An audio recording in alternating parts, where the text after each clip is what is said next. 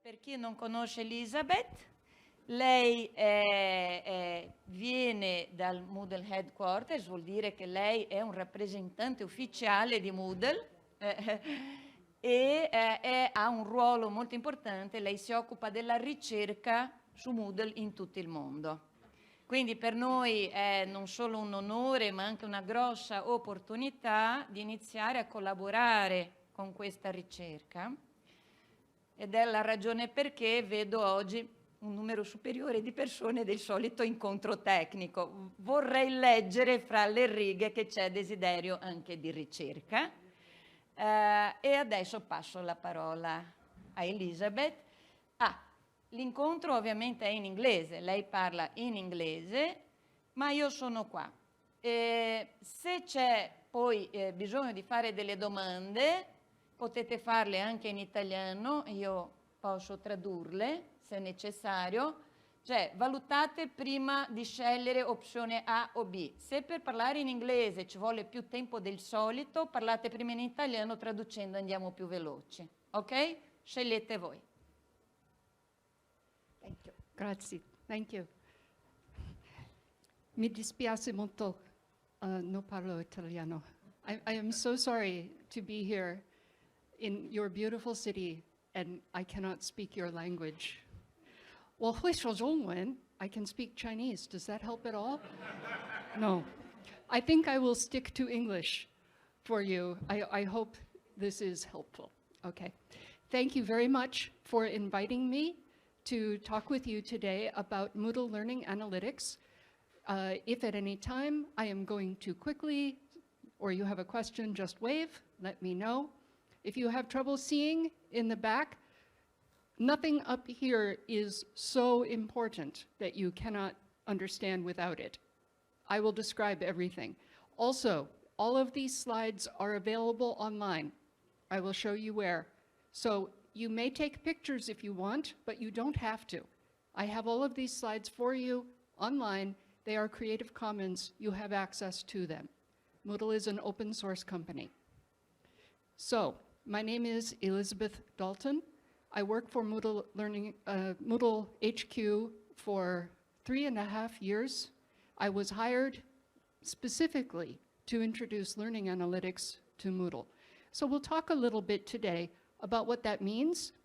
I will go over some essential features of the system, and then we will have an opportunity for hands-on for those of you who have equipment with you. Also, I will do a demo at the same time. And then in the last section, we will talk in detail about programming, about development. So I would like to start, please, by finding out who is here.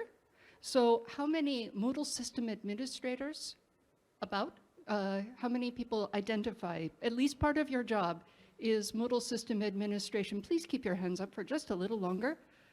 Okay, I will call this 25. How many developers, please? You can develop with Moodle. I will call this about 10. How many people have some other role? You are not any kind of system administrator. You are not a developer. Okay, can I get some sense? What kind?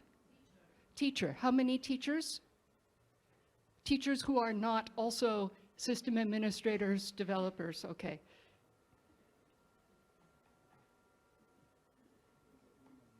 Instructional designer.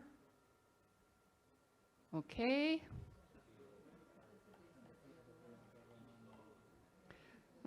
Anybody else not teacher, instructional designer, system administrator? Say it again? Oh, CEO of the company. Yes, sir. Thank you for coming. Okay. Are there any other major roles that I have not mentioned so far? Okay. This will be a fairly technical talk. If you are a teacher and some of this doesn't seem relevant to you, I will have another workshop tomorrow afternoon that will be entirely about teaching and designing instruction to mesh with learning analytics. So absorb as much as you can today, and I will have some things more specifically for you tomorrow. I hope this is adequate. How many people here have tried to use Moodle Learning Analytics already? You have at least looked at it, tried to turn it on, thought about it. Okay, so I have maybe 5. How many people tried to use it and you looked at it and said, I don't know what this is. I can't use this. You wanted to use it, but it was overwhelming or confusing or not what you need. Okay. Okay, so if I say, how many people have never tried to use Moodle Learning Analytics? Many hands should go up, right? Okay, thank you. This is the only way I have to try to evaluate with such a large group, to try to tell what you need. So I just need to get a sense of what you need from me today. How many people feel that they know something about learning analytics? Not necessarily Moodle, but in general, learning analytics. Okay, yeah, okay, that's good. All right. So I think we can go ahead and get started with that amount of information. I will start with an overview of Moodle Learning Analytics, a little bit about analytics in general, a little bit about Moodle in particular. So we created Moodle Learning Analytics because we know that people have questions. Some of the questions I have here, the most common question I hear, are any of my students at risk of failing the course? Very often, this is what somebody wants when they come to me for predictive Moodle Learning Analytics, but it is not the only kind of question Learning Analytics could answer. So we could also have, are our online courses as rigorous as our face-to-face courses? This is another question we might want to know. Do any of our teachers need additional professional development to teach online? How can we know if our new initiative is working to help students? So all of these are questions. There are many more questions. Many educational questions perhaps could be answered in part with learning analytics, but there are some complications. One of the things people talk about with learning analytics and educational data mining is an accurate model. How accurate is your model? How good are your predictions? There are 2 schools of thought on this, not exclusive, but educational data mining is about developing a computational model that describes learners and predicts. Learning analytics is a little bit more about solving learning problems using statistical models or machine learning models. It is a little less worried about an accurate prediction and more worried about a helpful prediction. In fact, we assume that some of our predictions will be wrong. We hope so. We hope that we will predict that a student will fail, but because we predicted it, we can intervene and it will not happen. So there are certain kinds of errors we want our models to make. This is a little bit different from other kinds of statistical modeling. There are multiple different kinds of things that are called learning analytics. How many people think that learning analytics and reporting are the same thing? Anybody here? Learning analytics, reports? No? Okay, a couple of people. They are related. They are certainly related, but not what I'm here to talk about today. We'll see. What we are mostly talking about are predictive analytics, where we try to tell in advance whether an outcome will happen or not. It is also possible to have diagnostic or prescriptive analytics. Diagnostic analytics are when we try to understand what went wrong or why something happened. So why did the student not succeed with the quiz? Why is the student dropping out of the class? Why is the teacher not able to reach out to the students? Why is enrollment down so that we have no more students? Prescriptive says, according to our model, this will happen, and if you don't want this to happen, here is what you should do. It would be wonderful if we had a full prescriptive system. We do not have this yet. But we are trying to build the infrastructure so that in the future we could have diagnostic and prescriptive systems. So Moodle has many descriptive analytics tools already, many reporting tools. So here are a few of the built-in reports for Moodle. How many people here have used completion tracking in Moodle? Oh, good.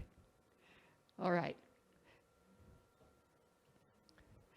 On the other hand, there are also many plugins that are considered analytics plugins. Again, these are mostly descriptive.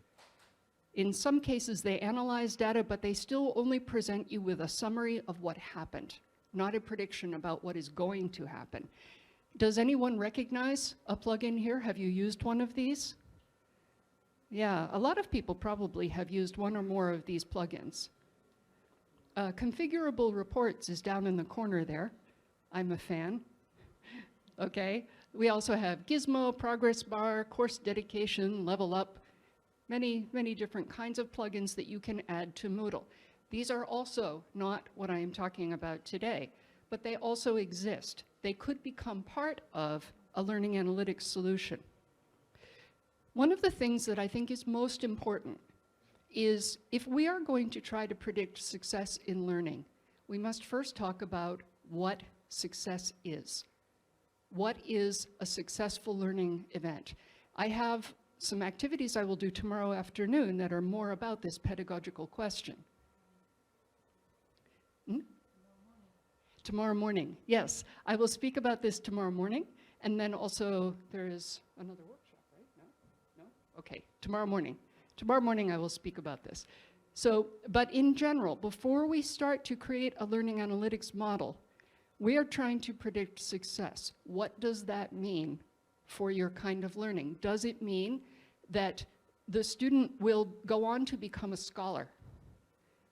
We will correctly identify the best students for scholarship. Does it mean the student will complete the basic program and acquire some competencies and be able to be a productive citizen? Does it mean that the student will experience individual growth and become a lifelong learner? Does it mean that the student will subscribe to some ideals and become equipped to go out and change the world? We do not measure these 4 kinds of goals the same way. We cannot measure them the same way, so we cannot use the same model to predict them. So when we are talking about learning analytics, we have to first say, what do we mean by learning? What do we mean by education? We can have more than one model to predict more than one kind of outcome. We cannot use one model to predict all kinds of outcomes. When we want to develop a model, we have a basic process. And I think many of you are somewhat familiar with this idea. So we start by saying, what is the outcome we want to predict? So for example, I want to know which of my students will not complete this course on time. Complete all of the required parts of the course on time. That's a very common question. It's not the only one. We talked about some others. How will we detect that outcome or process? How many people keep your final grades or your success of the student in Moodle? Do you keep your grade for the last grade for the student completed the course in Moodle? If you do, you can use Moodle Learning Analytics to train a model and to predict that in the future. How many people keep your student status, your final grade or completion, in a system outside of Moodle? Come on, folks, it's one or the other. You keep it in Moodle or you don't keep it in Moodle. Both. Okay, yes, both. Okay. So let's see, how many people in Moodle again? All right. Not in Moodle? All right, good, good. You have to do this. You have to raise your hands. You can kind of be wimpy about it if you want, but I need to know. I need to know so I can explain things. If you don't keep the results in Moodle, you cannot train a model using Moodle Learning Analytics. So you can only train a model on what you can see. There will be ways in the future to pull data in from an external system to train a model in Moodle, but we are not there yet. Maybe you will be part of that solution. Then we go on to say, what clues do we think might help us to predict? What should we do if the outcome is very likely or very unlikely? So what does it mean to be very likely? Right now we have a very simple binary model. It predicts yes or no, and it sends a message on yes. So maybe we want to make that a little bit more sophisticated. I'll talk about how we can extend the system towards the end of this session. Who should be notified? What kind of notification should be sent? If you are a student and you receive a message, an email or a pop-up that says, "You are at risk of failing this course, log in now." Maybe the first time you will actually log into the course. How about the third time? How about the fifth time? What are you going to do? Stop reading that email. It's too stressful.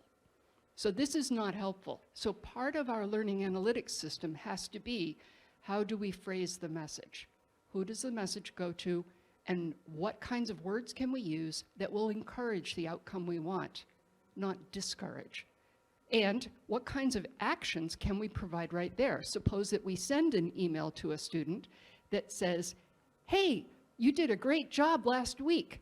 Log in now to continue your progress. Click here." So we're giving them a link right away. Click here. Go back to the course. Do the next thing. The next thing is due. That would be a good kind of action to offer to a student. If we are reaching out to the teacher, one action we might offer is send a message to the student. Is that a question, or are you stretching? Stretching. It's good. Okay. So our system has these components. I have a more technical graphic that I will show later, but conceptually, we use some indicators in a model to predict a target or an outcome. This happens in a context. So for example, this could be all of the enrolled students in a course. That would be the context. This content is used to make an insight, that's the prediction, which is used to send a notification and some actions. And we track the actions. We plan to include the actions eventually into the model as indicators so that they can be part of the prediction in the future as well.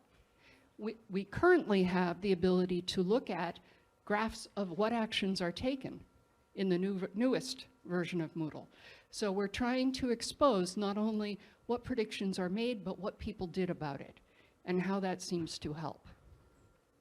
Again, all of my slides are available online. You are welcome to take pictures, but you don't have to. These are all free.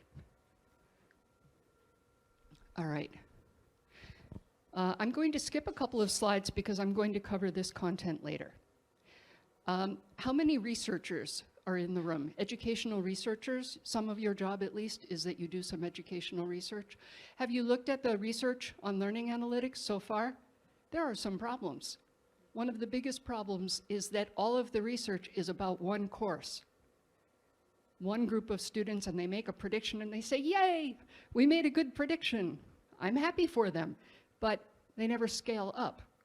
They never look to see whether their system is actually helping with learning or helping improve the quality of teaching.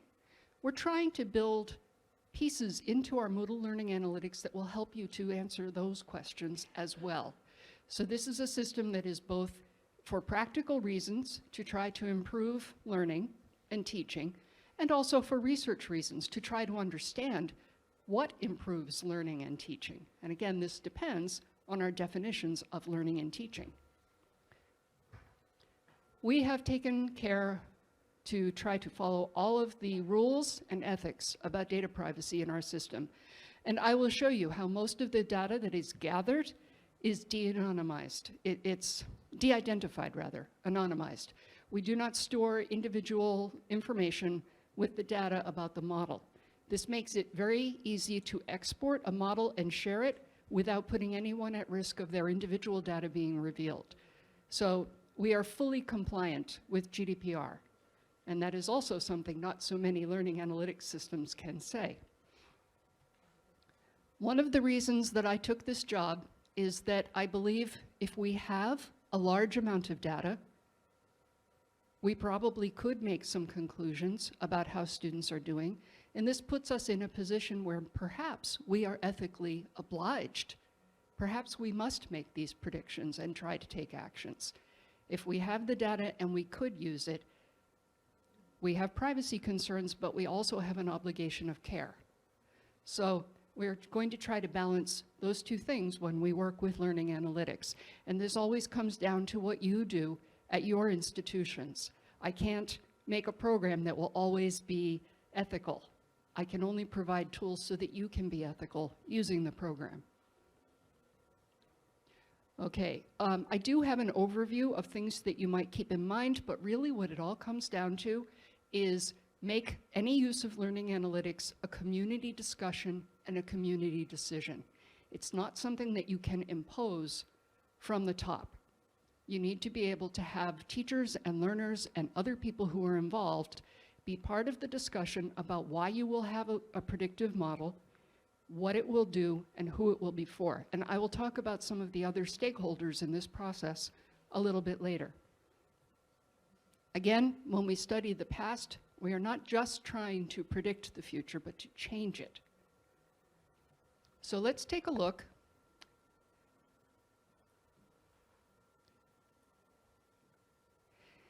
at a particular model. I am going to use an example here of a particular model that we developed in Moodle, and I will talk about why we made certain decisions and what your options would be to make different decisions. This model is available in Moodle now. It has been in Moodle since 3.5. You can use it as is, but it may not fit your needs. And we understand that, but we had to start somewhere. Before I move on, are there any questions about the introductory material? Okay, don't be shy. I don't want people to be confused. When they come out of the end, I want everyone to say, wow, I really understand that learning analytics, not, well, it was interesting, but I don't really know what she was talking about. Let's not do that, please. Okay.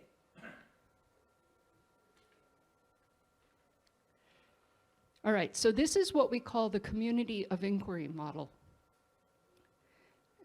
One of the reasons that we work on this is if you have watched any of Martin, our founder and CEO, when he does his presentations, it's all about saving the world. Well, yes, this is the reason I work for an open source company. Maybe someplace else I would earn more money, but I want to save the world too. Empowering educators to improve our world. Yes. What does that mean? So we have our learning analytics, okay, and so we started with a very simple model. We said, okay, what can we take as a known good that is available in most Moodle systems? How about the student drops out? This is a known bad. So we think it's probably good if the student is still participating at the end of the course. Now, the reason that we went with this originally is sometimes people keep the final grade in the course. Sometimes they never put the final grade in the course, they put it in an external system. Some people use completion tracking, some people don't. Some people use competencies, some people don't. So we have this very minimum standard. Is the student still participating in the last quarter of the course? This has a dependency. You need a course start date and end date. How many people are using course start date and end date? Okay, that's good. And how many people cannot use course start date and end date because of the way your system works? Okay, and I have a lot of people who aren't sure or who can't follow my English. Oh dear. All right, so if you have a start date and an end date, if your course starts at the beginning of September and it ends at the end of December, then if your student is still participating in the last 3 weeks of the course, if they're still logging in, they're probably going to finish the course. It doesn't say anything about what grade they're going to get, but as a minimum standard, this is probably better than if they're not logging in the last quarter of the course. So we use that as a target. So your model needs to have one target. And this is the target that we use in the default model, students at risk of dropping out. We now have some other targets as well, and I will show them to you later. But this is the example that we are going to use. Community of inquiry uses 3 overlapping areas: cognitive presence, social presence, and teaching presence. And these can be considered as the student is engaged with the content, the subject, the student is engaged with other participants, the student is engaged with the teacher. So the belief was this is just a way of sorting through different variables that can affect student success, student learning. And this was first, this model was first developed in 2000, so it's almost 20 years old at this point, by Garrison, Anderson, and Archer, and they were working in Canada at an institution that was offering completely online courses. How many people here have some courses, at least, that you are involved with that are completely online? Okay, and how many people have, most of your courses are mixed? You have some major online components, but also you have some face-to-face. Okay, is there anyone here using Moodle who really only has face-to-face courses? You have Moodle, but you don't require anyone to do anything in Moodle, you're just using face-to-face. Come on, be brave. How many people? All right, yeah, people are kind of shrugging and it's okay. No judgment here. All right, the problem with using Moodle in a face-to-face environment is you don't get any data to make a prediction. So the more you are using Moodle online, the easier it is to try to make a sound prediction. You have enough data points. If you are using Moodle only a very little bit and most of your class is just in the classroom like this, it is a lot harder to get data to make a prediction. So, you know, I have nothing to say about what's good or bad, just you can or you cannot make a prediction. This model has been validated. So what they did was they coded a lot of online discussions to see when these things were happening. The student is engaged with the content, the student is engaged with other learners, with the teacher. And they looked for factor analysis. They also used a lot of survey instruments with questions that were matched against their coded analysis, and they validated it further with the survey instruments. They found that the community of inquiry factors predict learner persistence and learner satisfaction. And remember, persistence is tied to completing the course, which we have tried to say is a minimum good. Social presence and teaching presence were both found to have positive effects on students' intent to re-enroll. So beyond just one course, for the student to continue in the program and perhaps graduate, these factors were found to be significant. So there is some validity to this model. It has been investigated over and over again, and the tools, the instruments used have also been analyzed, and a lot of analysis has gone into this. Does it fit everyone? No. But it's a reasonable start. So again, this is a model that assumes that you want as many students as possible to complete a course and achieve some basic minimum competencies. This is not a model that checks to see that you have identified the best scholars and you are promoting them. It's not a model that checks to see if all of your students are fully socially engaged with your ideals. It can't do that. It's a model for one purpose. There are a lot of different models that we could have made even for that one purpose. We chose one that's based on whether the students will complete the course, but we could have done a model based on the course design. We could make a model that looks at the design of the course and the amount of engagement that it offers and says, most students will complete this course. This is a course design that is engaging. So that's another model that we could create with these same indicators. Or we could make a model that says most students will complete this course as taught by this instructor. So the pattern of behavior of this instructor in previous courses makes it likely that students will complete this course satisfactorily. We have some teachers in the room. How do you feel about that kind of model? It's going to make a prediction about your students' success based on your past teaching. Does it make you feel at all nervous? Yeah? And that's honest, okay? So this is where, if we're going to have a model, the teachers have to be part of the decision.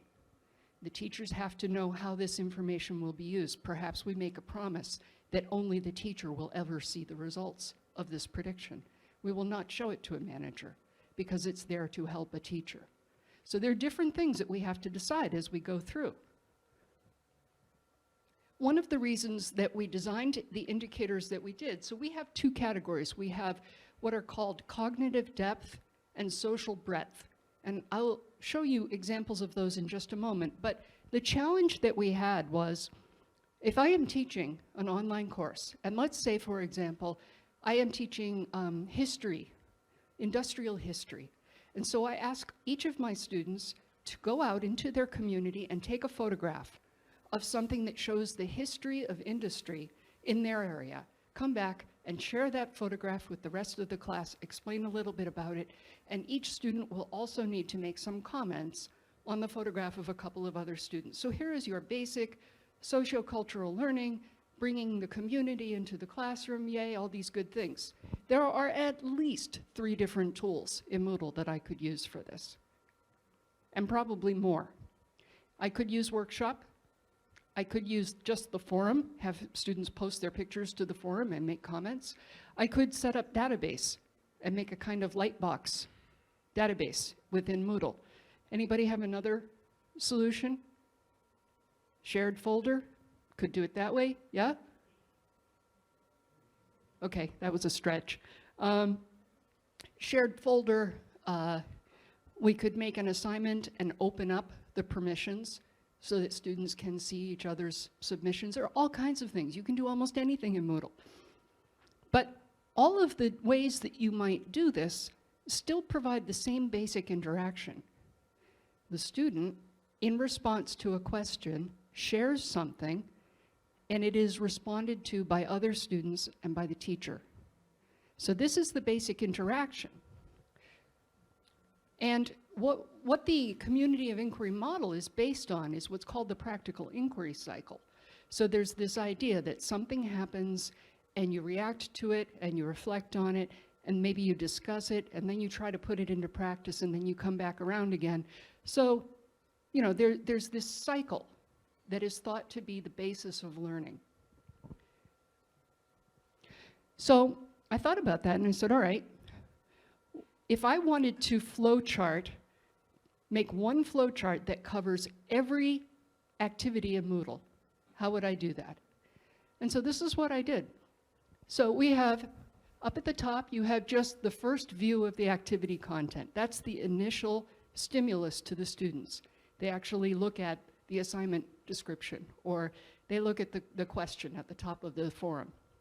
Then you have, they submit something or they review something. But they're putting something into the system.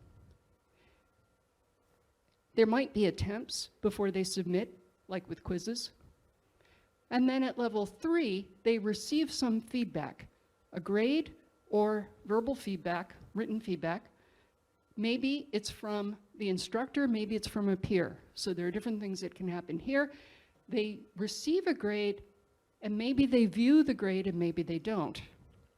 They view the feedback or they don't. So there are a couple of different things that can happen there. They could also view some peer submission at this point. So if they're looking in the forum or the workshop, this is when they see they've submitted their own work and now they're looking at somebody else's, and they can provide feedback or a grade. And maybe they'll revise the work, and maybe they'll go back and resubmit, and the cycle continues. Every activity, and for that matter all of the resources in Moodle, can be mapped onto this chart. And you can see that we have some levels of depth. So at the first level, the student just views it. If you have a page or a book or a file, that's all the student can ever do. they can only get to level 1. At level 2, they submit something. If you are using feedback, that's as far as they can get. They never see a result back. They just submit something. At level 3, they have the opportunity to receive a result and to offer feedback to someone else. At level 4, they offer the feedback to someone else. At level 5, they actually revise and resubmit. So this gives us a sense of the opportunity for cognitive engagement that any Moodle activity can provide. Now, we also have a sense of social breadth. I haven't worked as much with this yet, but the general idea is the student looking at the content alone? Are they getting some kind of feedback? They're working with at least one other person. There's a little community, and even automated feedback kind of counts here. Are they working with multiple students? I'm not sure about the multiple volleys. It does show up as significant in research, but I don't know if this is where it belongs. Do they reach out to the real community of practice? Do they actually take the learning out into the world? So this is the idea of social breadth, from the student alone to part of the class or just the instructor, to the whole class, to the whole world. So here's our implementation. We have a set of indicators for every activity in Moodle Core. So if you are looking at the book, that is a social breadth of 1 and a cognitive depth of 1. That's the maximum engagement that a book can offer. Whereas if you're looking at the forum, that's a social level of 2+. We only went to 2. And a cognitive depth of 4, probably should be 5. And then you have your quiz.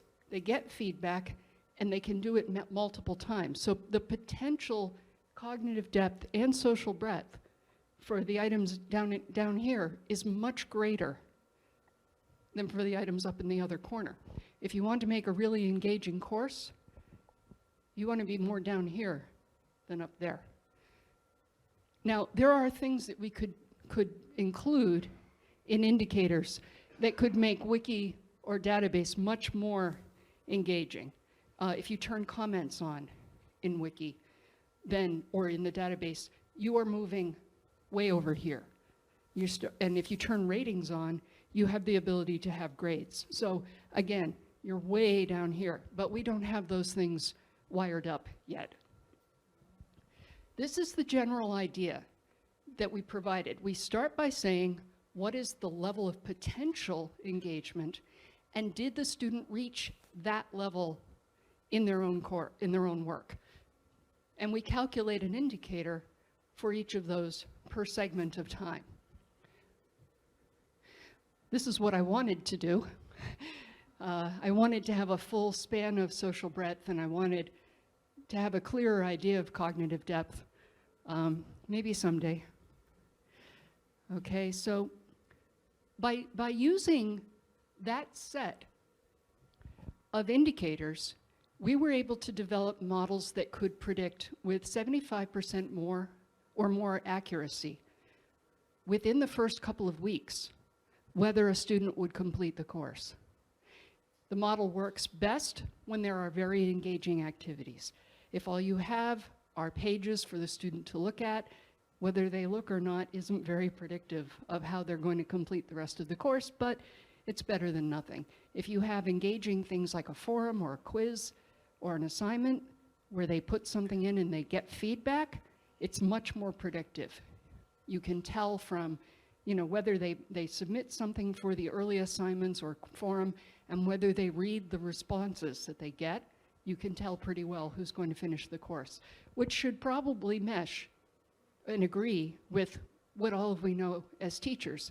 If you have a student that just kind of sits in the back of the class and never responds, that's the one that's probably not going to make it to the end of the course. When you have a student who comes to every class and hands in the work and asks questions, those are the students who are likely to complete the course and be reasonably successful. Whether or not they get an A, we don't know. But they probably will complete the course and have some idea of what it was about. So that's what we're trying to do with the community of inquiry model. Okay, what I would like to do now is have everybody stand up. You really have to do this because I see people falling asleep.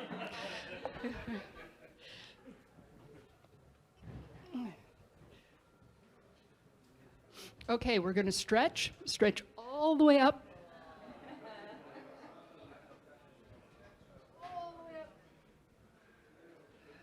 And then relax. We'll do it again. Stretch. And relax. Okay, thank you. I may do that occasionally if I see people nodding off. It's warm in here. All right.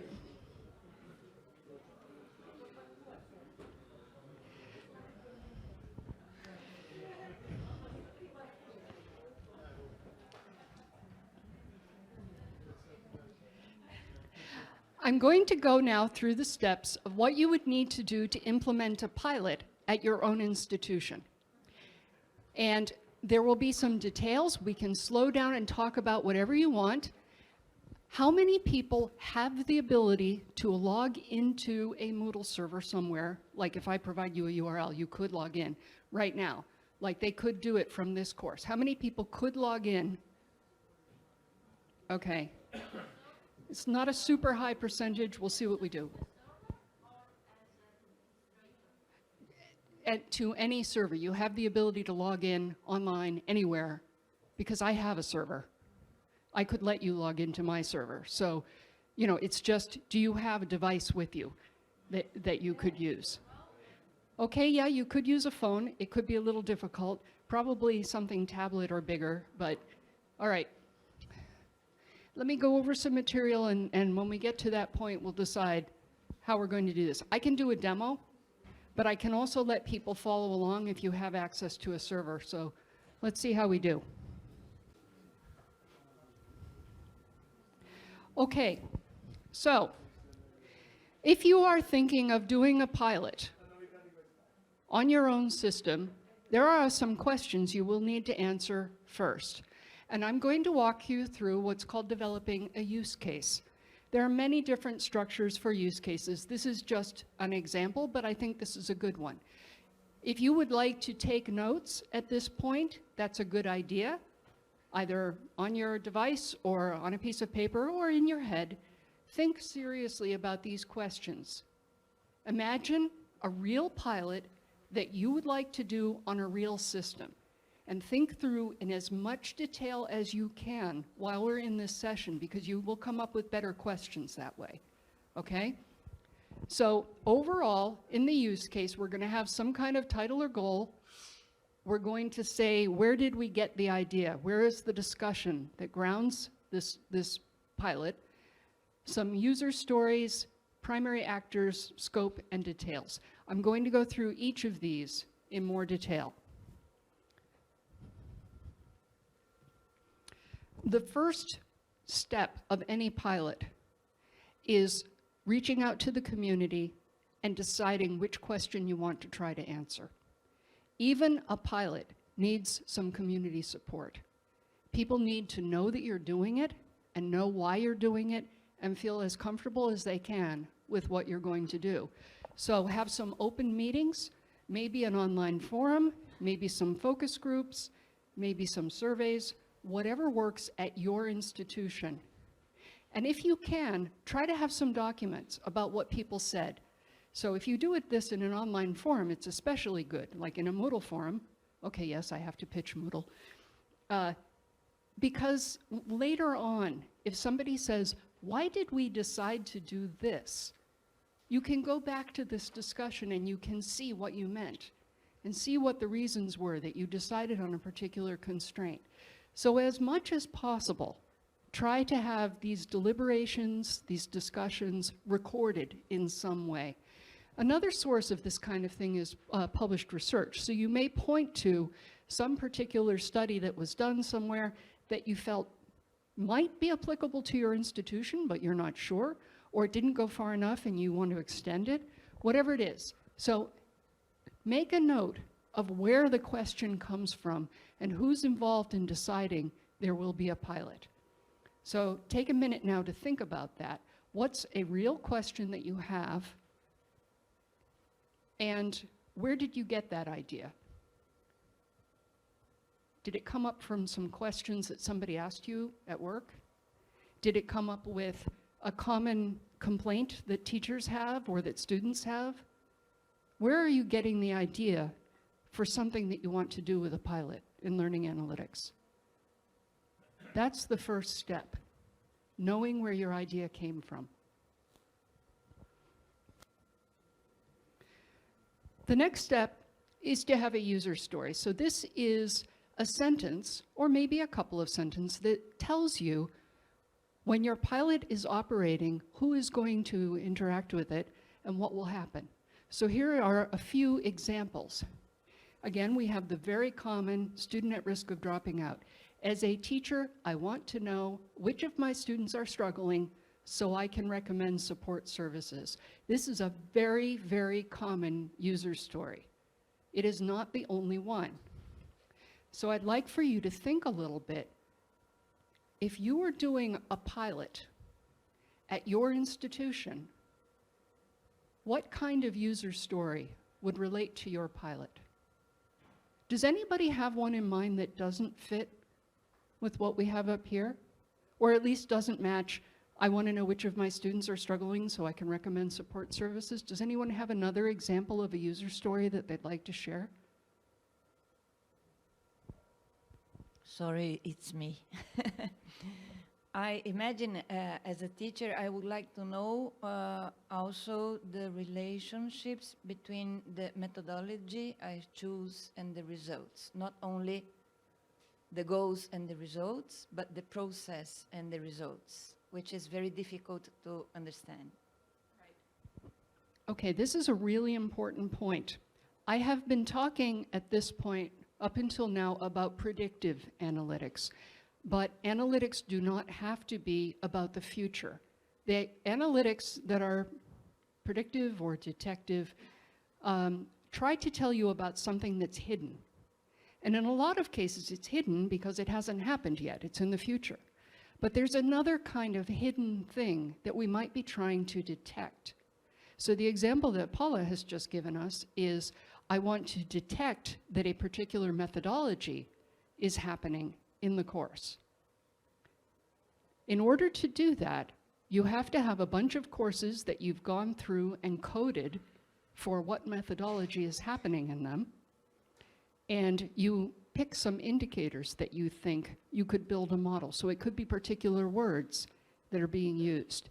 It could be particular activities that have been employed. It could be something about the timetable of the course, what kinds of things happen when. So there are different kinds of things. If you want to be able to tell if a course is being delivered in a constructivist kind of a way, as opposed to didactic, you would need to have some markers, and you need to code some previous courses.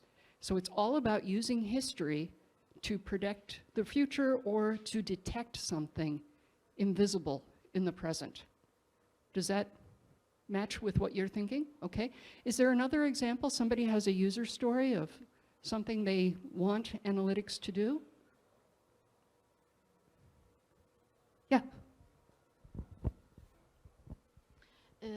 I want to have more information about distinct courses about the same topic or the same. I am an administrator in a school, a very big school with 10 different distinct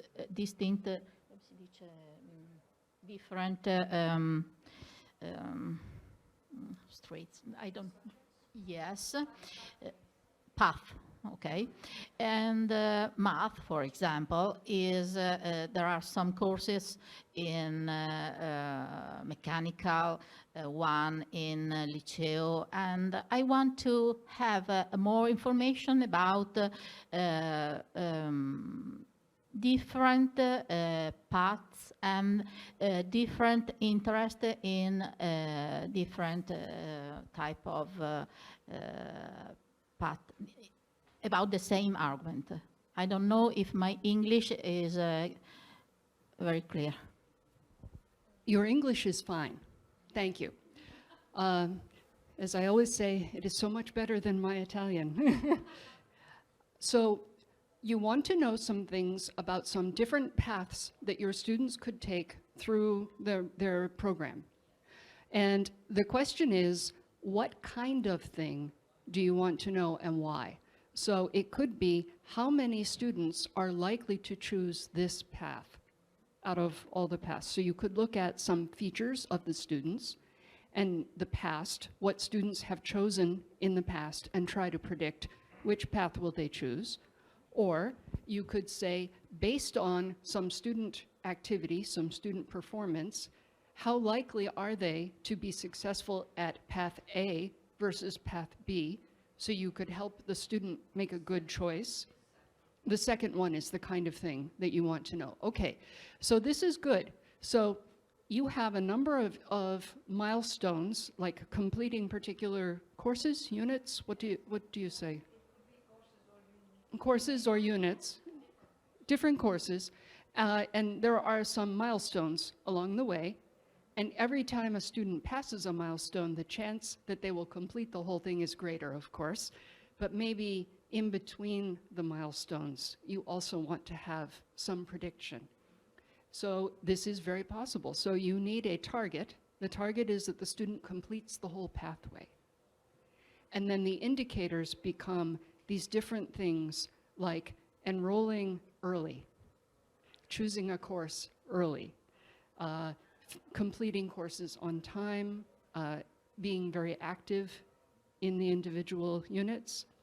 So there are some different things that could be indicators to predict this target. The student will complete the path, perhaps within 4 years or 6 years or whatever. I don't know how long students usually need for a path, but 5 years, right. So that can be part of your model.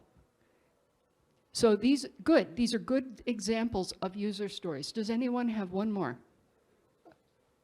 Different user story. Yes? I'm not sleeping. I wish to know if someone is copying or cheating. I wish to know if someone is copying or cheating. Copying their assignments, yes. Yeah, or Some indicators that tells me that something is wrong. right. Okay, now You have the responses before. there are a couple of different approaches to this problem. One is, I think, is Turnitin one of your sponsors? So of course you have this corporate solution that will actually look at all of the text of the student submission and compare it to other. Okay, but apart from that, there are patterns of behavior that indicate a student is doing their own work versus a student is not doing their own work. You can make a model where you, in Moodle, anytime you catch a student, so anytime Turnitin reports the student handed in someone else's work, or you have some other reason to believe that the student was cheating, if you mark that, then you can start to build a model that can predict it. And that model would be based on things like, how often did they log in? How early did they look at the assignment? How many times did they look at the assignment? Perhaps you have a system of having revisions of the assignment. And of course, from a teaching point of view, the more often the student does a revision, the more likely it is their own work, and the more likely they will really learn something from it, because they have read it, they've got some comments, they do it again. And this is probably better learning, but it's more work for us as teachers, right? Even if another student is the one looking at the paper and giving some guidance, and then the student writes it again, if there are substantive changes between revisions, this is a good indication the student is doing their own work, because it's very expensive to hire someone to go and do multiple revisions on your essay. So there are some ways that this could be done beyond just checking all of the text and looking for a copy, because if they hired someone to write a new essay, you won't catch them that way. But if they only hand the thing in the night before and they have never looked at the assignment, maybe it's not their work. So you could have that, and you could have some other statistical indicators as well. You would never make a prediction based on one thing. You could see if you could develop a model to do this. So it is theoretically possible. I have a question back here. Thank you, and sorry for my voice, I got a flu. I would like to have a benchmark between different courses, and okay, I know that different contexts and students cannot always be compared, but I would like to know whether some actions carry out, bring more engagement than others, action by the teacher or by the system administrator and so on. Thank you. This is a very good example. So what kinds of actions by the teacher bring more engagement from the students? So you need a definition of engagement that you will measure. You will consider, this is what I count as good engagement from the students. Then you can look at the different actions a teacher can take, and you can make a predictive model. The teacher is acting in a way that is engaging the students, or the teacher is acting in a way that probably will not engage the students, and then you can deliver an alert to the teacher or something. You know, what you do with it then, this could be complicated, but it is very possible to make a model that does this. And it could be, it could make use of the teacher's activity in other courses in the past, or just all the teachers in the present. There are different ways, so you'll have to decide what kind of sample you want to use. Okay, these are very good examples, and I hope by this point everyone has some example in mind of some kind of model that they would like to try. Okay, now we get to start to be technical. What are we going to make a prediction about? If with the examples that people have shared with me, I have touched on this a little bit. So for each of you now, you need to think for your pilot, for your example, what is the scope? And in Moodle Learning Analytics, we have simplified this. So your scope is, I will make a prediction or an observation about all of the X in each Y. So Y here is a course, the enrollments in the course, a cohort, all the learning plans in the cohort. In a category, all the courses in the category. So I'm making a prediction about courses now, like how engaging is the design. For a given student, all of their enrollments in courses. So here, instead of comparing all of the students in one course, we are comparing all of the course enrollments for one student. So you have to think through, how am I going to make this prediction? What is the scope? And this also decides who is going to get the notification. It's the owner of the context. So if you are making a prediction about each course a student enrolls in, the student gets the notification. Or somebody with a relationship to the student, like a tutor, or their parent, depending on what kind of situation you're in. If you are making a prediction about all of the enrollments in the course, the owner of the course is the teacher. The teacher gets the prediction. Who might get the prediction if you are making a prediction or an observation about all of the courses in a category? Who is the owner of the category?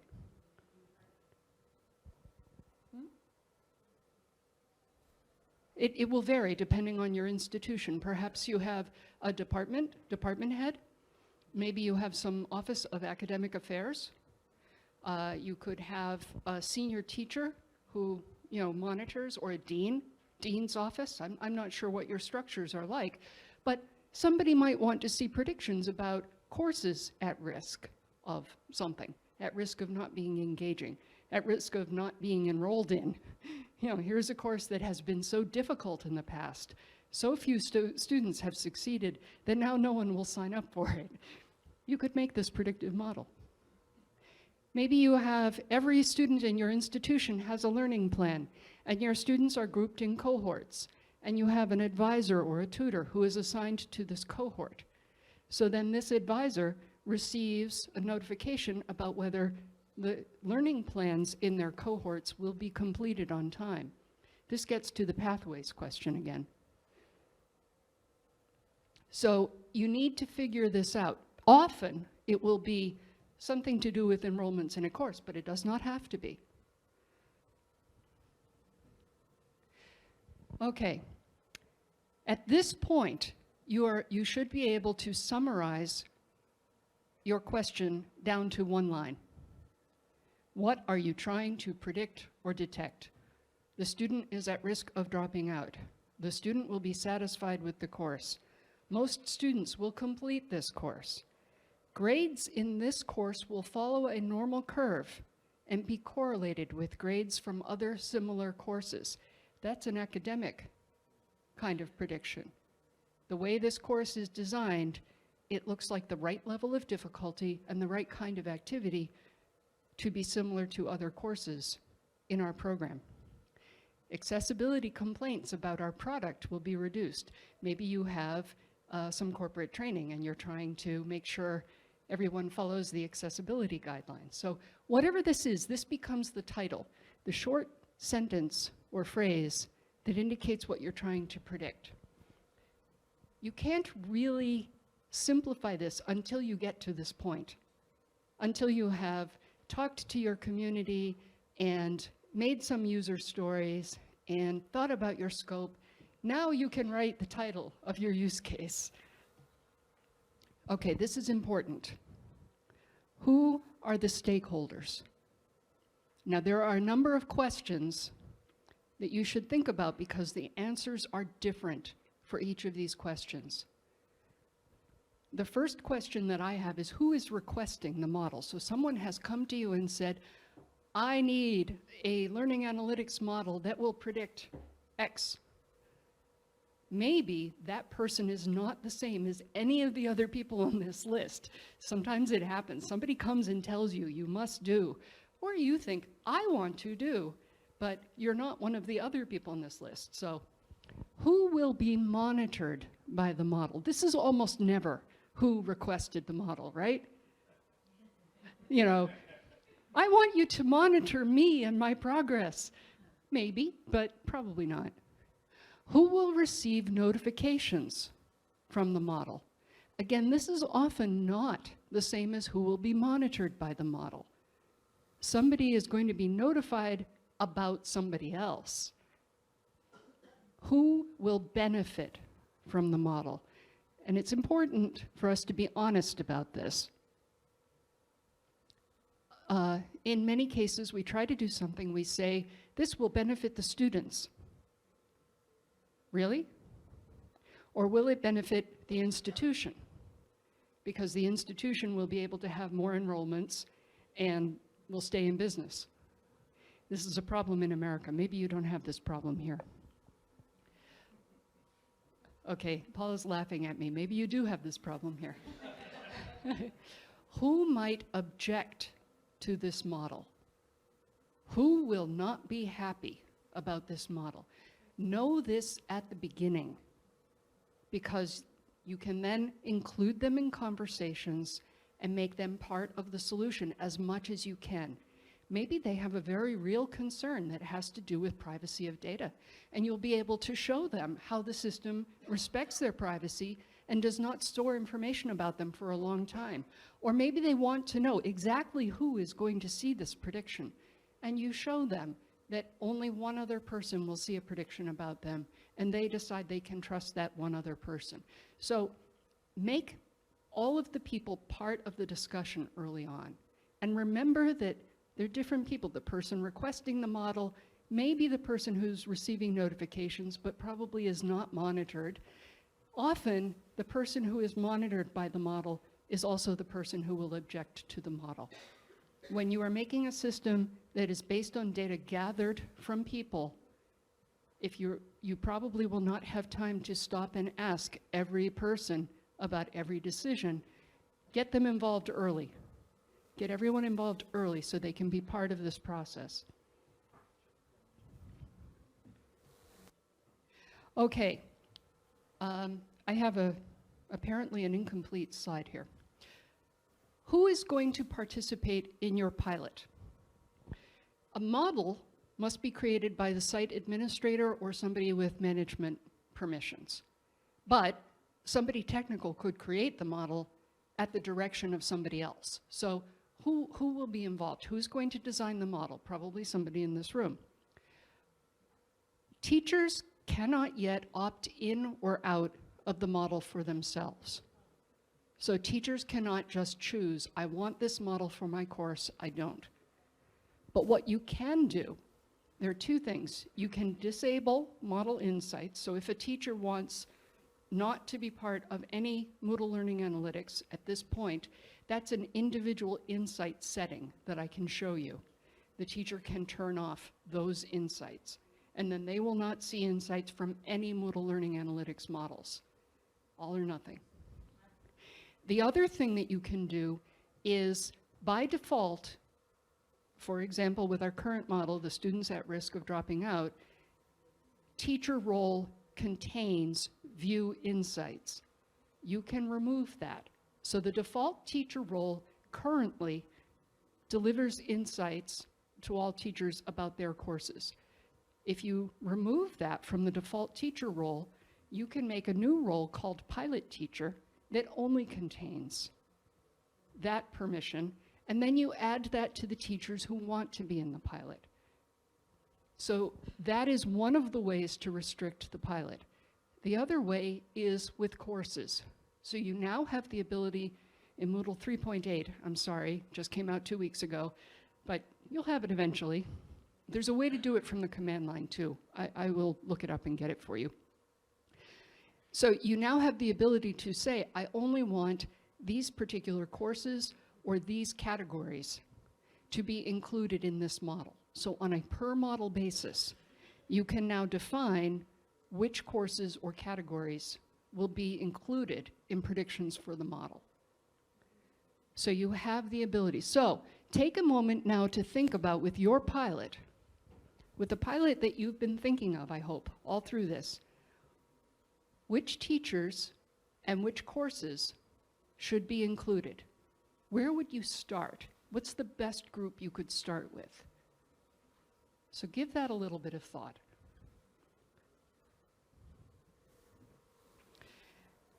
And what we're going to do is take a break and then come back and do a demo. And I will do the demo slowly enough that if you have the ability to log into a server, you can follow along. So we'll go through like that for a little bit, and then we'll see how we are on time, and there are some other interactive things we can do, and then we can talk about development. Does this seem like okay? If you have something different you want, come and see me. Okay, break. Coffee. Okay. Thank you all for coming back from coffee and cake. That cake is so good. I had 2 pieces. Okay. Paula, do we need any more introduction, or you're good? Please be careful. Okay. All right. Okay.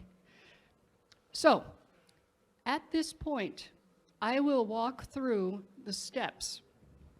If you are very fast and you have a server of your own that you want to try this on, you can follow along, but I will do it again a little bit more slowly after I show you the steps. I will log into my server and I will walk through one step at a time. So I think it would be better to wait, because I'm going to go through this a little fast. Okay? Everything that I show you here, you do not need to be a programmer.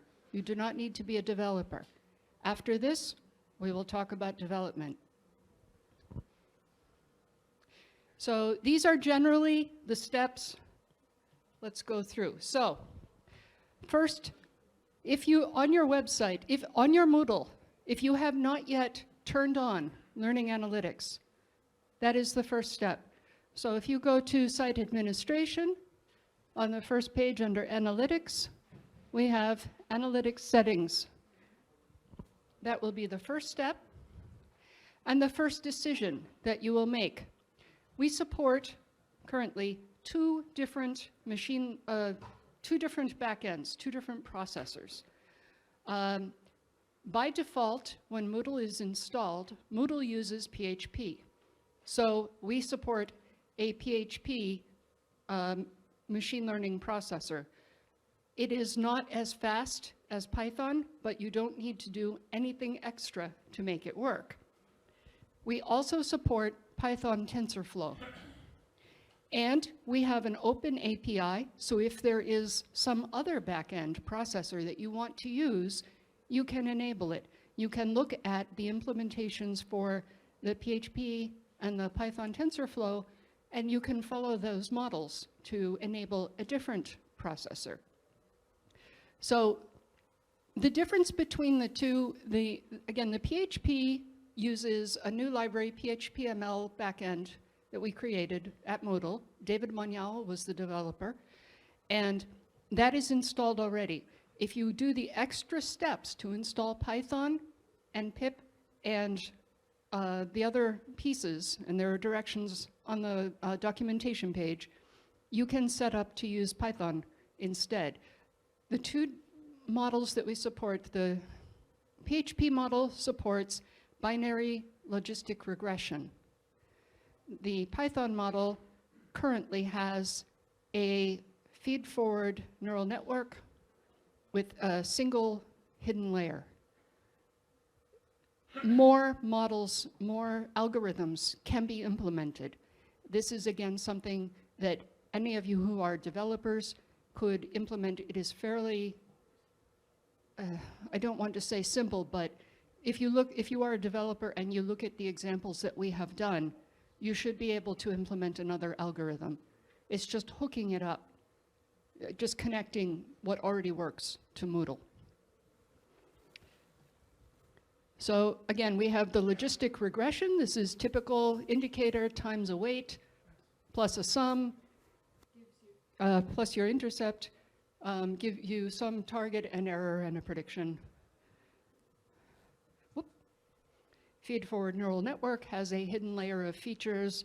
Weights are different for indicator versus each of these hidden features, and you have a classification target. We originally had only binary classification. We now have multiple classification available for you as well. That was Google Summer of Code student implemented this. So this gives you an idea that it is the sort of thing that can be done by a Google Summer of Code student. The next decision that you will make is what log store you want to use. Most of the time, you will use the standard log. If you have an older system on legacy log, you may want to train a model on that log to include all of your old history. You can do this. You could also extend this to point to an external log server. It is not built in, but it is supported. The API could support this if you want to extend. The next question is about analysis intervals. This used to be called time-splitting methods. I will talk a little bit about this because this is where people usually get confused. Time-splitting methods, or analysis interval, does two things. It says, how often will I make a prediction, and how much of the past will I use to make the prediction? So the most common example is quarter. You could have last quarter or all previous quarters. This again assumes that your course has a start date and an end date. I will talk about other options in just a moment. But to be simple, let us say that your course will run for 12 weeks from September to December. Then you could make one prediction per quarter, every 3 weeks, and you can either use just the most recent quarter. So I am halfway through the course. I'm going to make a prediction. Will I use just the most recent 3 weeks, or all 6 weeks, the first half of the course. So you have this choice. You can set this per model, and it can be helpful to evaluate a model against more than one analysis interval, and then you can see which one will work best for your model, for your students. We have some other examples here, like 1 month after start, 1 week after start. These are a little more useful for open-ended models or for a model where you want to make one prediction. How many people here have an end date on every course? The course has a time when it is over. So this is a problem for you. We have made some assumptions here that will not work for you. In this case, rather than referring to the start and end of the course, perhaps you can use the start and end of the student enrollment. How many people use a student enrollment that has an end date? No. Okay, so this will not solve your problem. What would you like to use as the last date for a prediction? Is there anything in the student record that tells you this is when the student should finish? What is your projected completion date? Where would you store that? Does anybody have an example of where this is stored? Yeah, Paula. Allora, solo per all'università, per esempio, l'esempio è quello dell'università. Il corso è ufficialmente aperto anche dopo un anno, perché finché non hanno fatto l'ultimo appello e non l'hanno superato, per noi è un problema.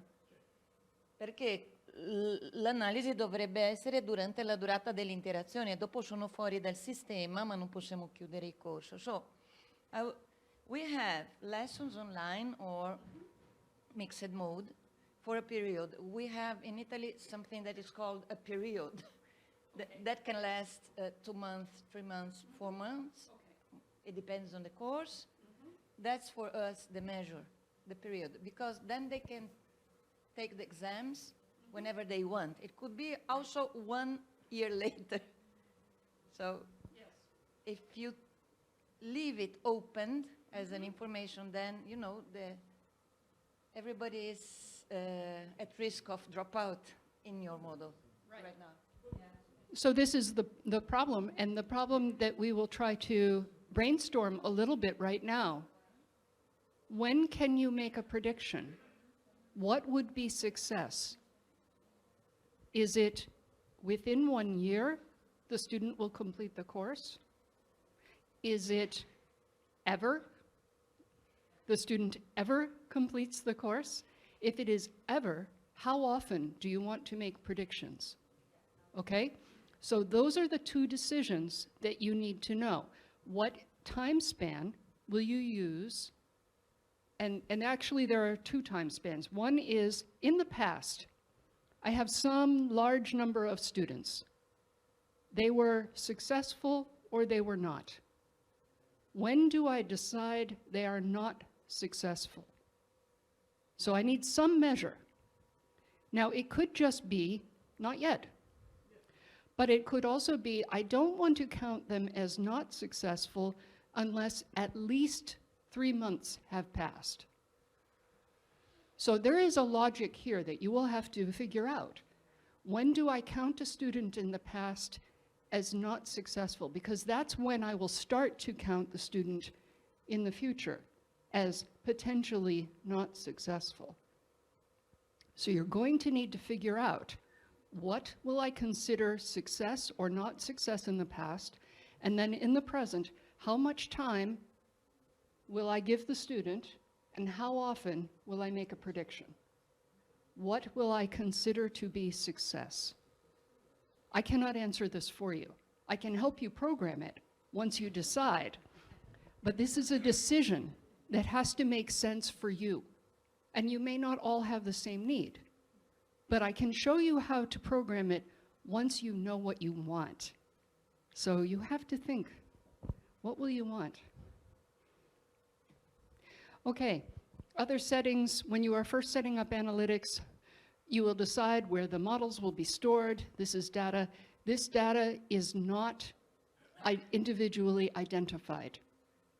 this data storage is safe.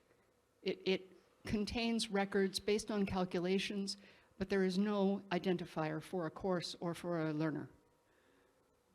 Then we also, by default, analytics processes are executed from the command line only. This is particularly important for the evaluation process. In order to evaluate a model, we have a process for you that will automatically divide your past into two pieces, the training set and the testing set. And your model will be executed against the training past and then evaluated to see how well it predicts on the testing group. So your model comes back with a score, which tells you something about how accurate it will be in the future. We do a crossfold, so we have a couple of different rounds of training, testing, split. This process is very computationally expensive, and it takes a long time. You cannot trigger this process from the web, except for a very small test server. So I will show you the directions for how you trigger this from the command line. Eventually, I think, we will have this as something you can make as a scheduled task, but it is not done yet.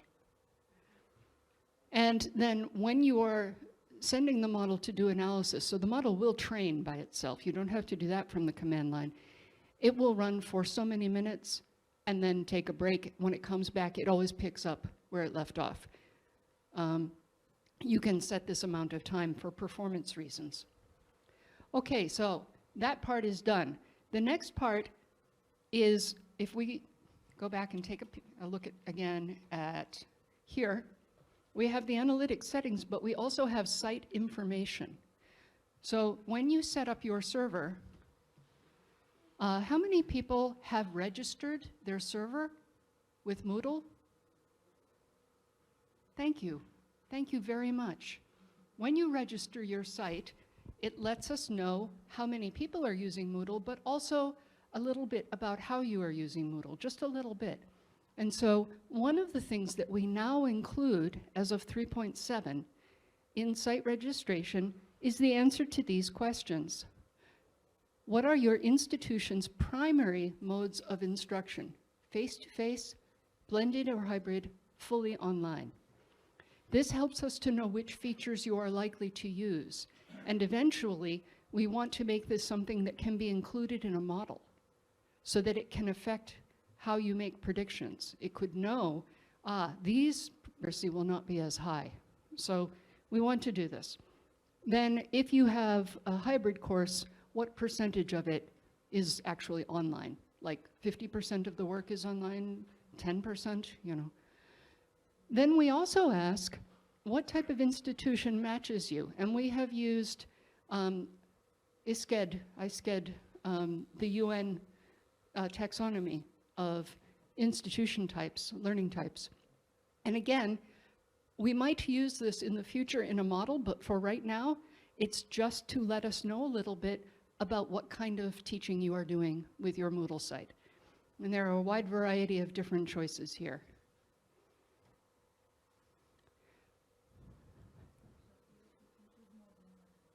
You can choose multiple in this one and this one. So if you hold down the control key, or, you know, it depends on what multi-select is on your system, yes. Okay, so we have done our preliminary setup. It is time to create a model. On the model page, you have the option New Model. You can create a model. You can import a model that you created on a different server. Or since you can also delete models, you could delete the default models. You can bring them back here if you need to. So don't be shy, you can make changes. In a model, currently, you will choose a target. The targets are available in a drop-down menu. This list can be expanded by making a plugin. So you do not have to modify Moodle core to add new targets. The target is the goal. The target also controls the context. So if you have a target, students at risk of not achieving the competencies assigned to a course, by definition, the context is enrollments in a course. So the target controls that. Then I will move on. I think I have, yeah. If you are choosing indicators, you can search and they show up as you choose them, one at a time. If you want to remove an indicator from a model, you can click the X next to it and it will drop out. It's pretty safe to add many indicators to the model because when the model trains, if the indicator is not having very much effect, it will have a very low weight. Now, you can make your model more efficient by removing those indicators, and eventually we will have a report to show you which indicators are really having a lot of weight and which ones are not, so you could probably remove them.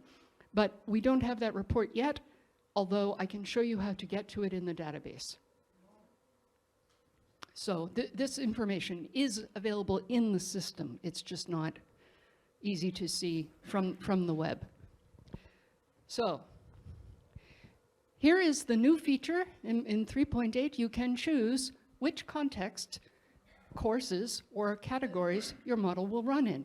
So you can say only in this category, pilot category, or only in mathematics, or whatever your category is. Or you can choose particular courses. You can search here by the full name of the course. I think it's the full name.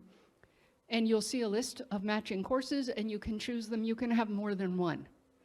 So you can pick a small number of courses or a category or more than one category, if you want, that will be included for this model. And only those courses will have a prediction generated.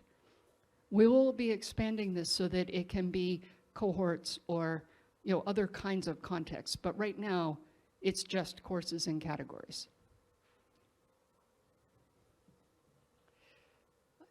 Here is where you choose the analysis interval. Your model may have one analysis interval. You can evaluate on more than one, but when the model is actually running, you must choose one analysis interval. That is when the predictions will be made. If you want more than one, make more than one model. You can make a copy of the model. And finally, you click Enable and Save, and you will see a list of all of your models. And for each model, there is a drop-down menu, Actions menu. In this list, we are seeing some things that would not always be visible. So I have the Evaluate menu item here. You will not see this by default, because by default, you must evaluate a model from the command line. I turned it on just so you could see it here. On any site with a real number of courses and students, don't try to do this from the web. You can click to edit the model. I'll show you what that screen looks like. You can enable the model if it is not currently enabled, or if it is enabled, your option here, of course, will be disable. You can export the model. Suppose that you have all of your data on a copy site, a test site. You can train your model there and then export the model and install it on your production server. So you can train the model off-site. There is a report of invalid site elements. This will tell you about things that could have been included in your predictions, in your model, that were not. So for example, with our prediction model that requires a course start date and a course end date, any course that does not have start or end date will be present here in invalid site elements for that model. This is part of the programming. When you develop your own model, if you make your own target, your own analysis context, you also have to say what would be invalid, and then it will automatically show up in this report. Clear predictions, if you want to reset your model and start over, and delete. You can delete any model. If you delete a model that is your own model that you have created, I cannot help you get it back. So export. That would be saving a copy.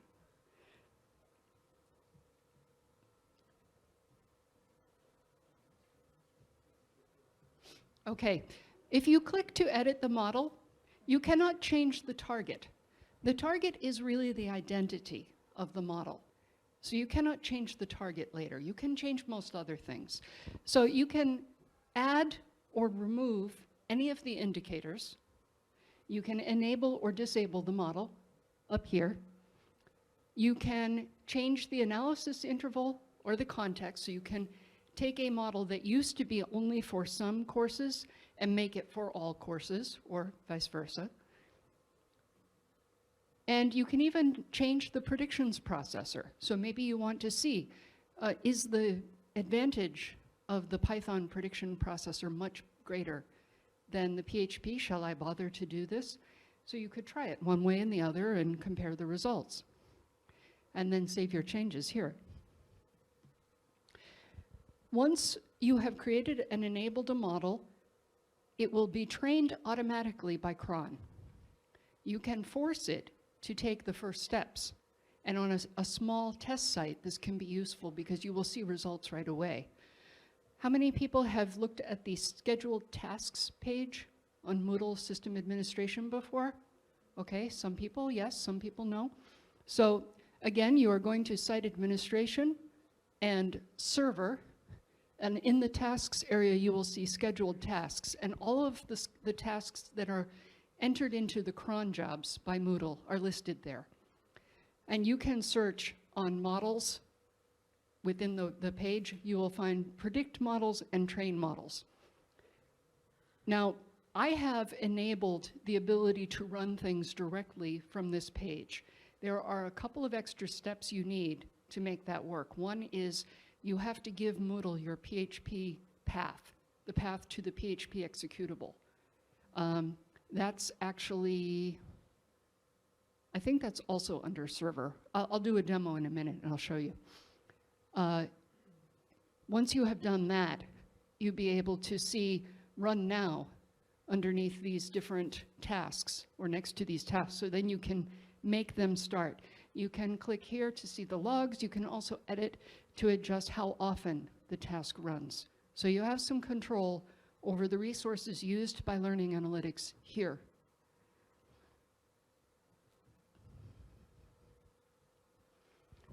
One of the things that you will want to do, and again, you must do this mostly from the command line for a real model, is evaluate the model. And now again, when the model is trained, it uses all of the data from the past. When a model is evaluated, it breaks the past into two groups, the training data and the testing data, and it does an evaluation for you. So here we see, for example, the evaluation results varied too much. It is recommended that more data is gathered to ensure the model is valid. So this is an example of a message that you would see if you have too small a set and your variance is too high. So we have tried to provide a few simple diagnostics that tell you if the model is a high enough quality that you can rely on it on your system.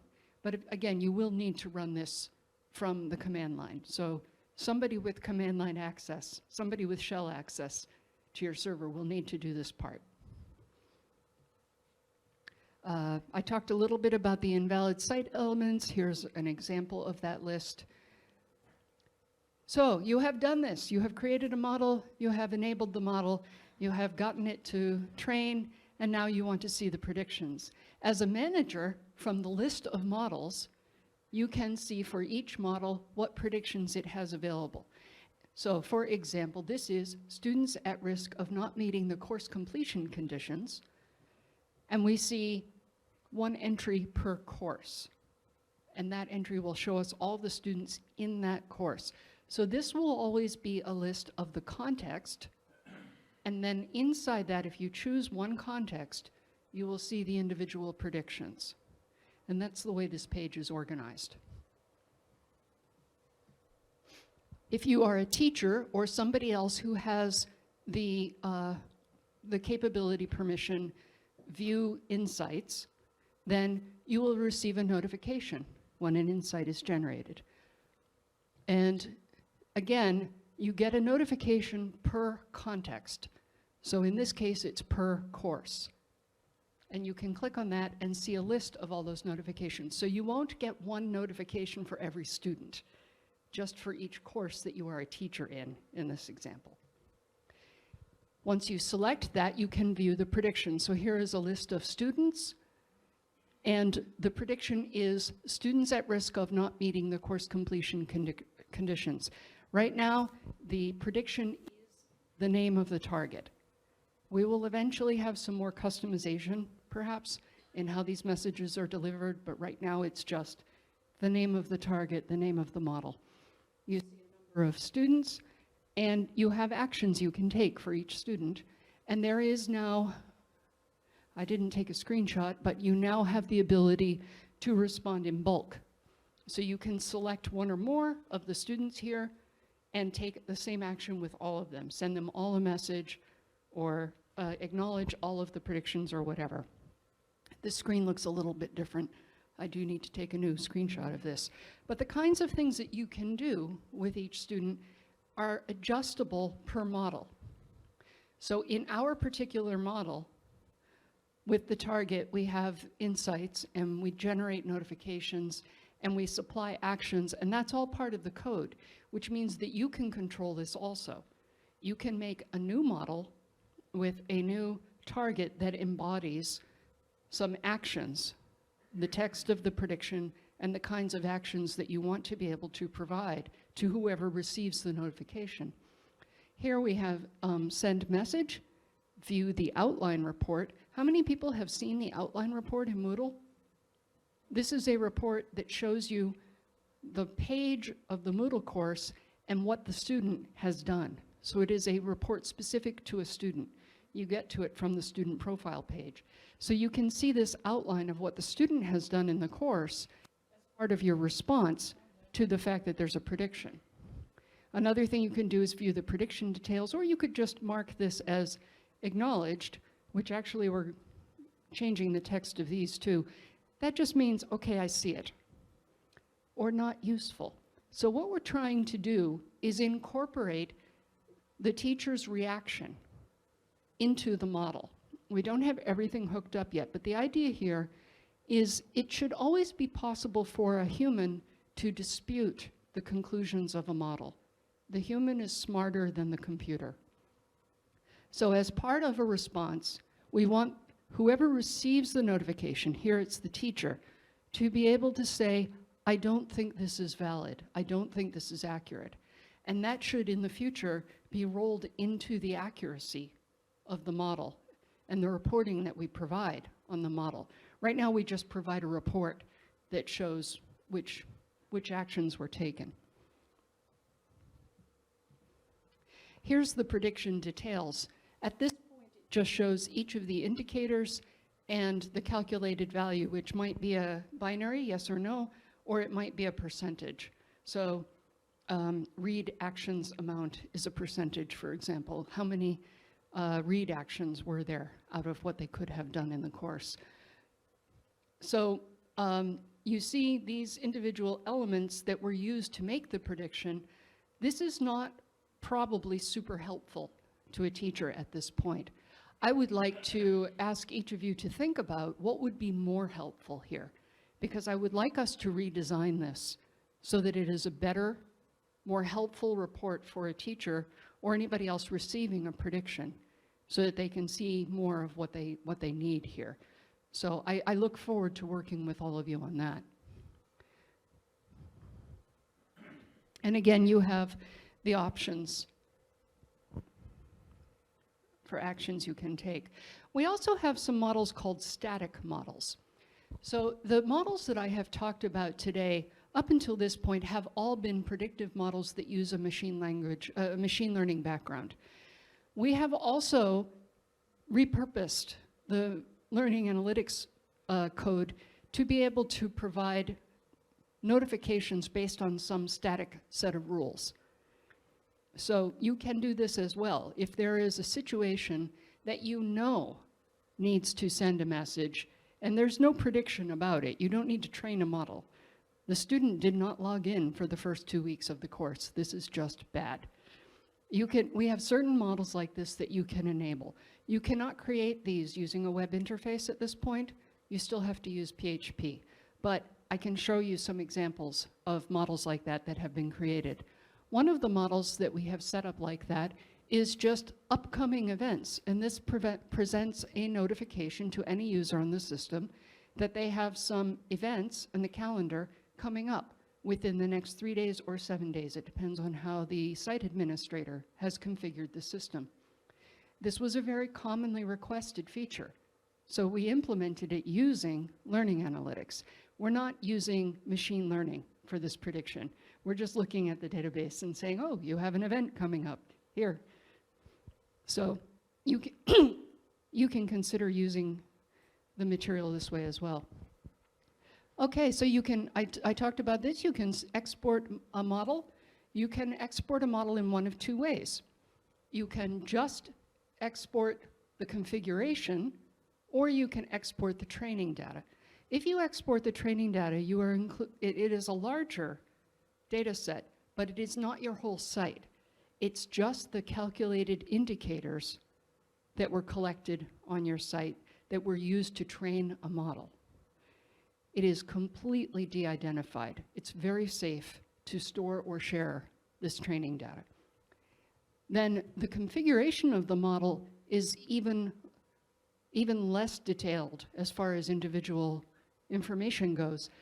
And you have the option, the configuration itself just says this target, these indicators.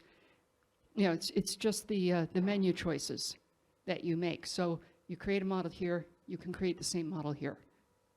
But you can also include the weights of the trained model. So if you create a model here and you train it, you can take the model with its weights and take it to a new system. This is typically, you have a backup testing kind of server, you train your model, you bring your model with its trained weights to the production server, and it will run there and make predictions for you. The weights of the trained model have no relationship to individuals on your system. This is extremely safe to share, just no concern. It is not tied to individual identities. Even the training data itself, I'll show you an example of what it looks like in a moment, and you'll see there's just no information that can be brought back to an individual person. Here we are. So this is an example of the model data file being viewed in OpenOffice, I think. And you have a row up at the top with some information about the model, and then these columns are used for the analysis interval. So this is saying this is from range 1 out of 4. So this is a quarterly kind of a model. And then for each of the indicators, like assignment cognitive depth, there is a calculated value. And then at the end, there is the target calculation, 1 or 0. There is one row per enrollment per course, but there is no indicator for who the enrollment is or what the course is. So trying to track down, because these are so coarse, they're like minus 0.66. There is just not enough detail here to be able to go back from this information to any individual human. So this is very safe to share. The reason I keep stressing that point is if some of you would like to share this file with me, I could build some pre-trained models and share them with all of you, and we could have a much more powerful system out of the start. But I need some data to do that. So please share your data with me. I'll show you how in a moment. Okay, if you choose to import a model, you have, again, two choices. You may want to evaluate the trained model. Again, you won't see these choices exactly this way if you are not able to evaluate from the web interface, which is usually, but your choices are the same. You can evaluate the model as it is trained. So you say, okay, I trained the model here. Is it still valid here? I trained the model at University of Verona. Is it still valid at your University of Genoa? You know, so you can share models between institutions and see if they are still valid. Or you might want to just evaluate the model configuration, which just says, these choices that I made, this target, these indicators, this particular analysis interval, how is it on this server? So Paula has a model that she has created. It's working for her. She exports it. Giuseppe says, well, I want to try it, but I don't think that the weights from Paula's model are going to fit my university at all. So I'm not even going to try to test the trained model. I just want to retrain it on my site. Then you would pick the second option here. So you have control over this. Okay, I have some steps here that can be used to train a model. I will go over this a little, and then I will log into my server and do a demonstration. So in general, you create a course that these are steps taken from the QA, from the quality assurance testing. So you can find them. I'll give you the ticket number where you can actually see the most up-to-date version of these steps. You create a course that has a start date in the past and an end date in 5 or 10 minutes, very soon. Okay, so this will be your training data. This is on an otherwise empty site, or relatively empty. You assign a user as a student in the course, log in as the student, and generate some activity, like 10 logs or more. Just click around, click on some stuff. Go to Site Admin, Analytics Settings, and this is on a very small demo site. You can undo the checkbox that says command line only, and now you'll be able to trigger everything from the web interface. Go to Analytics Models and Site Administration, and for any of the models there, for example, students at risk of dropping out, you can select Edit, tick Enabled, all previous quarters, save changes, and then you go to the Scheduled Tasks page. Or you can use, there's a drop-down method, Execute Scheduled Analysis, and continue. So this trains the model on a single course in the past with a single student. You are not going to see super results on the predictive power of this model, but if you want to do it and just see how the step works, you can do this. Then you can evaluate the model. So again, you log in as admin, you go in and go to the analytics for students at risk of dropping out, select Edit and tick Enabled, and you can run the evaluate because you've turned on the access to evaluate, or you can go to the command line and do it here. So here is an example of the kind of command you use. So I've got the full path, admin tool analytics. This is from your Moodle root. Admin tool analytics CLI evaluate score model PHP. So this is the evaluate command.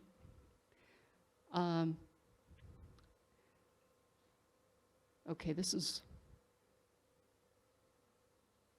all right, that's the command, but here's what I actually did. PHP, evaluate model PHP, and here are the options. -- model ID equals 4. That's where I chose the particular model. You can see that if you go into edit on a model, look up in the URL, you'll see the model number there. Model ID 4, -- analysis interval equals, and put the path to the analysis interval you want. This one is deciles accumulative, so that's tenths, all tenths up till the present. And then I put the output to an eval.log file and ampersand. This is important because if you're on a real site that's a server on a physical terminal, which most people are not, they're remotely shelled in. So put your output to a file that you can get to, ampersand to run it in the background, and then depending on your operating system, I use the jobs command to see that I've got this process running, and then I use disown. Disown -h%1 will disconnect the job from my terminal, so even if I log out or I time out, the process will keep running. So then I can log back in and look at the contents of this file whenever I want and see how it's coming along. Give it a couple of hours. Depending on the size of your site, you may need to give it longer than that. This is an intensive process because it's going to have to, again, divide all of your site history into a training set and a testing set. It goes through and trains a model, and then it goes through and tests the model. And it takes a while. It would be really good to do this on your backup server, if you can. So having done that, here's how you would generate predictions. So we have now created a model, trained a model, evaluated a model, and now we want to look at predictions. Create a new course. I like to call it predictions. Predictions course or something like that. Now your start date will be the first of the last month, and the end date will be around the end of next month. So give it some time, and you're in the middle of that time. Assign a user as a teacher and go in. Make sure that your user, your teacher user, has the notifications set so they can receive insights. If you have taken the insights out of the regular teacher role, you'll have to add them back in at this point for this teacher. So here's where you're going to have enable web notifications for insights generated by prediction models. So that's a particular notifications row. This is where teachers can turn that off if they don't want to see it. Log back in as a student, enroll in this predictions course, generate 10 logs or so, click around, and then as the administrator, go in and for this model, select execute scheduled analysis or go to the tasks page and run the scheduled task. This will generate insights for the teacher. So with these 3 pages, and again, I will put this is a new set of slides, but I will put it online for you tonight. And I will tell you in a moment where you can find it. You don't have to take pictures. You'll be able to get to the text. Okay? I know this is all text heavy. I haven't figured out yet how to demonstrate, how to show this more visually. But these are the only steps that you need to see how it works on a system. You usually do this on a relatively small test system, maybe one that doesn't have anything in it that you just install on your laptop. So, this is just a quick go through the steps and see it actually work. And you'll get the notifications and you can see how they look. Okay, so then once you've done that, you can log in as the teacher. And if you want to test what happens, you have the ability to mark predictions as not applicable, and then they disappear from your list. So when you respond to a prediction, if you mark it as useful, not useful, it disappears from your list at that point. So you can treat this list as a contact list, a list of students or whatever that you need to take an action on. It becomes your to-do list, and you have the ability to adjust that. You can also click on any of those and see more detail. So let me just kind of get a sense of what I've got left here. Okay. All right. The final thing is if you are going to set up an external backend processor. So perhaps one of the things that you've been concerned about is if I run a predictions processor on my production server, it's going to take my server down. It's too intensive. As of 3.8, 2 weeks old, you can now have your Python machine learning processor on a different server and offload all of the predictions to this other server, and then it will hand back the results. So this is new. And you get to this, you have to go site administration plugins, machine learning backend settings, Python machine learning backend. And as soon as you check use a server, these additional choices will appear. You can pick the port numbers, HTTPS versus not. If you've got a username and password that you need to use to access that site, everything is here. This is, shall I say, lightly tested in the field. If anybody would like to try this and get back to me with a real life situation, oh, I would love to hear from you. So That's stuff you can do there. Okay. So the last thing I'll talk about is just, remember I told you you could restrict the teacher access, the teacher role, so that not everybody is included in a pilot. This capabilities, Moodle Analytics List Insights is the main thing that you would take out. Now you might also want to make a researcher role, or a manager, participating manager role for your pilot. And then you would give them this capability and also probably Moodle Analytics manage models. And if you're going to let somebody manage the models, they're also going to need Moodle site config view. So if you want to allow a manager to have restricted access just to the learning analytics parts of the system, these are the pieces that you would need. And again, I'll put this slide up right after this session. Okay. How are we doing on time? Probably running out. Okay. I have half an hour left. Is that correct? Yes? All right. I think I'm not going to be able to do a live demo if I'm going to cover development. So at this point, I need to know which of the two things is most important to this group. If your choices are, I do a live demonstration, or I talk about how to develop and extend the system, I'm going to ask you to raise your hands.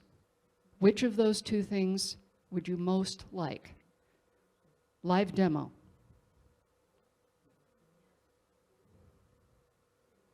Nodding is not sufficient. You do need to raise your hands, okay. Development, plugin development. Okay, we definitely have more people interested in the live demo. I'm not sure, it's not an overwhelming amount.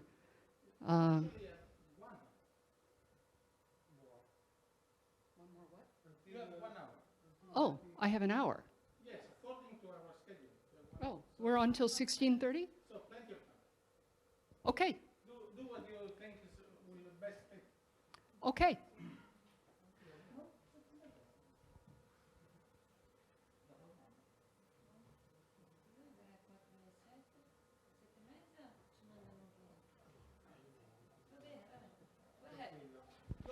Okay.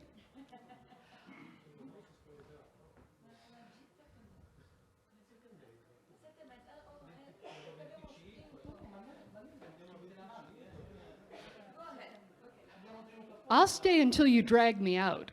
I'll just keep answering questions, so, you know. Okay. This URL, moodle.org/analytics, is our working group. You are all invited. So if you go here, this is just part of moodle.org. It's just a course in moodle.org/analytics will redirect you to a particular page in Moodle. It looks like this. This is the Moodle Learning Analytics Working Group. You are all invited to participate, to help guide the direction of Moodle Learning Analytics, and also to tell us what you are working on, whether it's working or not, what kinds of problems you are running into, and what kind of help you need. I have a little link to a demo by Mary Cooch up at the top that shows the new features in 3.8. And then I have these different areas of the site. So depending on what you're trying to do, working group is all the conversations, just getting together. I have a monthly meeting. Not so many people have been coming, so you guys could dominate it. You know, it could be especially for you. Then we also have a couple of different support areas: administration support, developer, research. Workshops is where I keep the links to all of my slides. So all of my material that's available is always here. And if there's something that you saw and the most up-to-date version isn't there, let me know and I'll fix it. Sometimes I forget to put the new version of something up. Just let me know. And then we also have, if you are able to contribute your training data or your model data, this is where you would do that. So again, lots of opportunities to participate, tell me about research you're doing, tell me about development. And I try to read all of the posts here and provide support. And I think it's a good place for you to support each other as well. If there's a particular discussion area that you want that we don't have yet, just let me know. I want this to be something that is helpful to the community. Okay. Here's my test site. This is going to get tricky. You can use the other one. Yeah. Maybe if you sit down. This makes more sense, doesn't it? Okay, so here we are. This is a site with donated data from a university in Eastern Europe. They were kind enough to give us a completely anonymized copy of their site, and I've done a few things on here since then. So this is a set of real data, but all the names have been changed to protect the innocent, as we say in the United States. Okay, so here I am on site administration. I'll just close this here. I have a number of reports that I can show as well for how you can actually get at the model data using SQL. So I showed you before, here are the analytics settings. Again, you can choose PHP or Python. Usually you will choose the standard log. Here are the different analysis intervals. When you choose an analysis interval here, and again, you can add new ones, you can choose as many as you want. By default, these are used for evaluating models. This does not restrict the analysis intervals that are available for specific models. You can always pick any of the installed analysis intervals for a model. What this does restrict is if you go to evaluate a model, by default, which analysis intervals will be used. So remember I showed you the command line, and one of the choices was analysis intervals. You can restrict it from the command line, but if you do it from the web interface, or if you don't choose anything on the command line, it will evaluate all of the analysis intervals that you have selected. And this can really slow things down. So that's why... Some analyses which are good for one course and different one for another. Right, so in some cases, some analysis intervals make no sense for certain models. So you do want to control this. Okay, models output directory, usually you will not need to change this, but if something in your site configuration requires it, you can do that. Here's the ability to execute by command line only. By default, this is clicked on. If you take it off, you'll be able to see different things in the menu. So I'll show you those, but I won't actually evaluate a model on this site. This site is too large for that, and the time limit per model. So I save change, and everything is saved. Go back to analytics, and I showed you the site information. I don't think that that's especially interesting to look at now, so let's look at models. So here are all the models that are currently set up on this system, and I can say I want to create a new model, or I can import a model. I'll create one. So here's what a model looks like when it's empty. This has no configuration yet. The first thing I need to do is select a target. All of the targets that we have available for you on the system right now are about student enrollments in courses. More targets can be created, but these are the ones that we have available for you by default. Right now we have, all of them start with student at risk. Not achieving the competencies assigned to the course. How many people are using competencies, please? Wow, okay. Usually it's nobody. So congratulations to those of you who are doing this. It can be very powerful, especially if you have multiple ways that students can achieve competencies, and you want to break that apart from specific courses a little bit. But it's also more complicated to set up. Okay, risk of not meeting the course completion conditions. This is different from activity completions. This is course completions. How many people are using course completions? Okay, great. That's a very solid way of knowing whether students have completed the course. Students at risk of dropping out, this is again the last quarter of the course. This one requires a start date and an end date. Students at risk of not achieving the minimum grade to pass the course. Minimum grades are set also with the course completion conditions. It's a subset of that, but it's very specific, just the minimum grade. Is anybody using the minimum grade to pass? Okay, so we have that, that target especially for those circumstances. So if you have your minimum grades set and your final grades are stored in Moodle, that can be your binary yes or no predictor.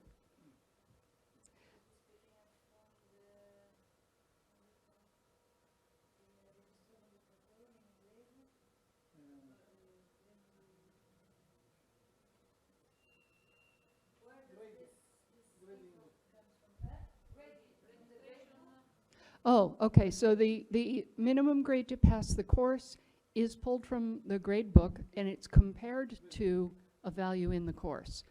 So I can actually show you this, so let's go take a peek. All right, so let me get, okay, so if I go into a sample course, and from here, I look at, no, I actually, sorry. I have, yeah, no, it's for the minimum grade to pass the course. I believe it's in course completion.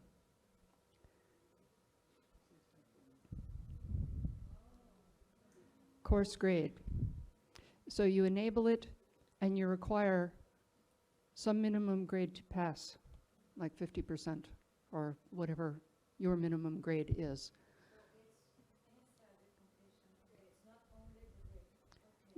It will compare the value in the grade book with this value.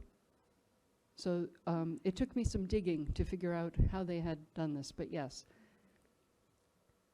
And the reason for that is that if we go to the grades, the gradebook setup, there isn't actually a place to define. You have some settings, but even for the whole course, you have a maximum grade and a minimum grade, but not a grade to pass. So there's no place to store this directly in the gradebook. Okay?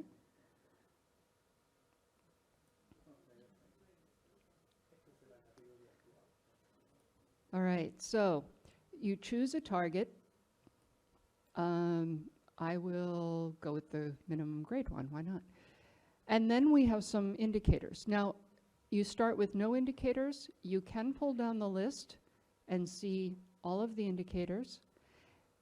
Targets and indicators can be added to your system using plugins.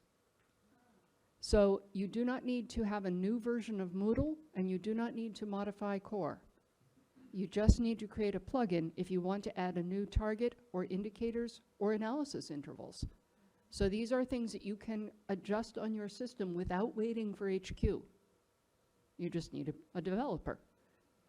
Okay, so the ones that we use, the cognitive and social, these are the ones from the community of inquiry model that I showed you earlier. We also have some examples like completion-enabled tracking. We have a bunch of things that could be useful for a model based on predicting the success of the course, the engagement level of the course, and then things like any course access. So we could just say, yes or no, did the student access the course? This is a yes or no question. We can make a prediction. And we see the example up here. You can also search. So if you know you want some of those cognitive indicators, I did COG and I get the course potential cognitive depth, but then I have all of the individual indicators. So just to explain again, if you have assignment cognitive, what it will do is, let's say we have quarterly as our analysis interval, then each quarter of the course, it will look at all of the assignments that were available in that course and say, what level did the student achieve in the assignments on average? And it will create one indicator value for the assignments.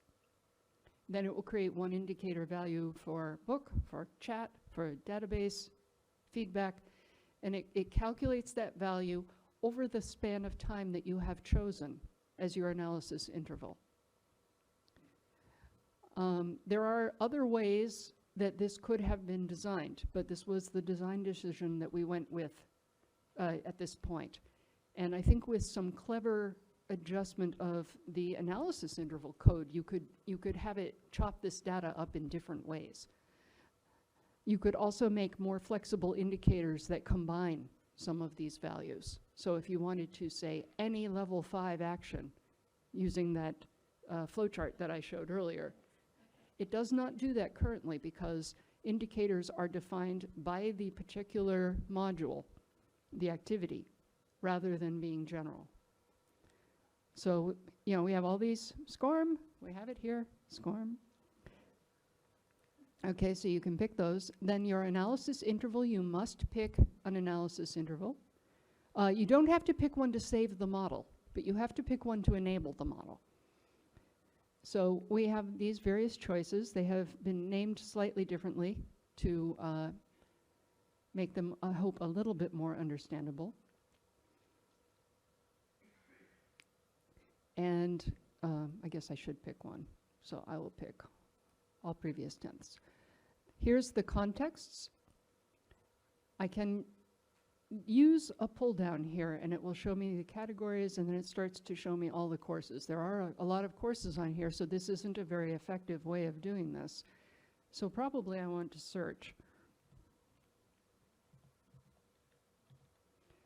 So here are all of the courses that include freshmen in the title. These are randomly generated, well, actually they're serially generated fake names, because this data was anonymized and it used to be just a hash text, and I did something on my test site to make them a little more human readable.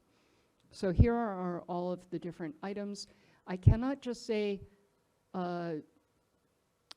regular expression here and have it match. I do have to actually choose, but I can choose multiples. So you can choose as many as you want. Or I could, whoops. The categories do appear first, so. And you can combine. So you can have some courses and a category or whatever you want to do, but it's all additive at this point. So this is a fairly simple interface.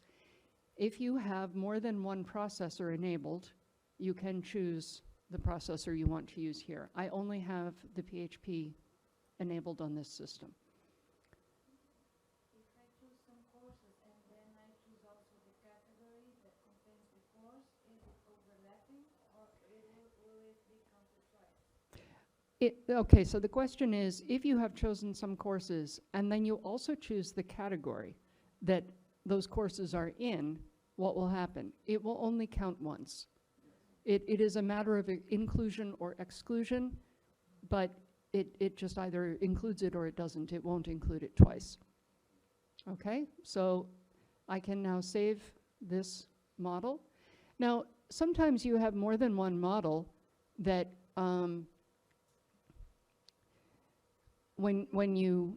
they're really very similar, but they're all named after the target. So here I used the minimum grade to pass the course. This is the one that I just created. You can edit this. So we can call this the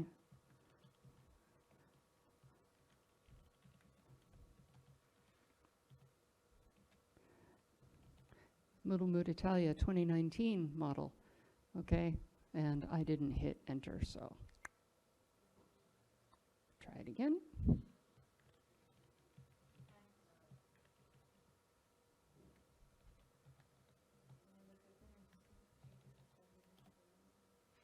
This time I remembered to hit enter. Okay, so we see that this model is still not enabled. It only has one indicator. You can see, you can unfold the list of indicators. Most models have many, which is why we don't just show them by default. We do have the ability to click text and you'll see some information about each of the items here. And when we have the indicators, we show some information about each one. So that gives you a little bit of information about what goes into a model. I am not going to evaluate this model. I turned the ability on, but on this site, if I tried to evaluate this model, it would take a very long time. And the problem with doing this from the web is that you will lose your session. So after a certain amount of time on the website, the server times out, and the session becomes disconnected, and the evaluation process will never complete. So that's why you cannot do this from your website. You will need to go and do what I showed you and detach the process so it's not even attached to your terminal, so it can run in the background until it completes. If for some reason it exits, you can just start it again, and it will pick up from where it left off. So it's pretty smart about that. But you don't want to have this happening only in 5 or 10 minute sessions while you're connected and have to log in and run it again. So use a detached process. Okay, so let's take a look at, I have here my students at risk of dropping out, and I can see that it has made predictions about a course. And here I see some students. This is the new interface. So you see I can select all of the students or only some of the students. And with the students selected, I can choose these options. So I have the ability to send a message to all of them. I can accept this prediction, which just means, okay, yes, I know that this happened. I'm on it. I can say not applicable, which is my way of saying, you're making a prediction about my students, but I haven't given them any work yet. Or in some other way, this is just not useful to me. Or incorrectly flagged. This is where I am contesting the accuracy of the prediction, and it is stored in a different way, so that in the future we'll be able to use incorrectly flagged to actually modify the model. It does not do this yet, but it does track it, and it can show you a report. So I will say these two people are incorrectly flagged, and confirm, and they remove from the list. That also happens if I say, okay, I accept, yes, these two people, yes. They are also removed from the list. So these options all take the student off the list. These are just ways of removing the student so that I know I have already dealt with that. Then perhaps I want to send a message to these two students. And I can do this. It tells me I'm sending a message to two people. I'm going to actually cancel right now. From here, I can also look at the details. This is the report. So this is their outline report. Remember, I mentioned this earlier. And it shows that they really haven't done anything in the course, which would be why they have some predictions. This opens up in a new tab, so I can close this and go back. And then the other choice is view prediction details. And again, this is just going to tell me the course has potential cognitive depth and social breadth, and I have completion tracking enabled in the course, but the student hasn't done anything. And from here, I can just go back. So you have some different options as a teacher or as a manager. There was something I wanted to, oh, I know. So let's go back to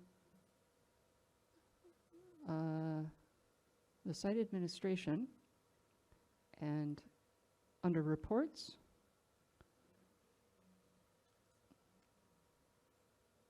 we have insights. No insights reported.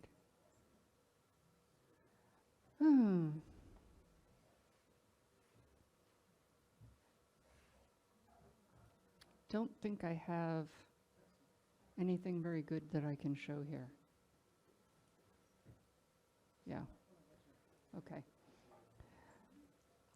So let me briefly cover the analytics data. So there are indicator calculations, models. These are all separate tables in the SQL database. And you can pull up and see. So here is an example of indicator calculation. It gives you a start and end time, the context that it was calculated from, user enrollments. This is the sample ID. So this information in the database does have individual identity. It is covered under GDPR, so it can be deleted by the GDPR process, but it is stored and linked to a particular course and a particular student because it's used to generate the reports. When you export models or model data, the detail is not there. So your database still needs to be protected the same as your Moodle database always needs to be protected.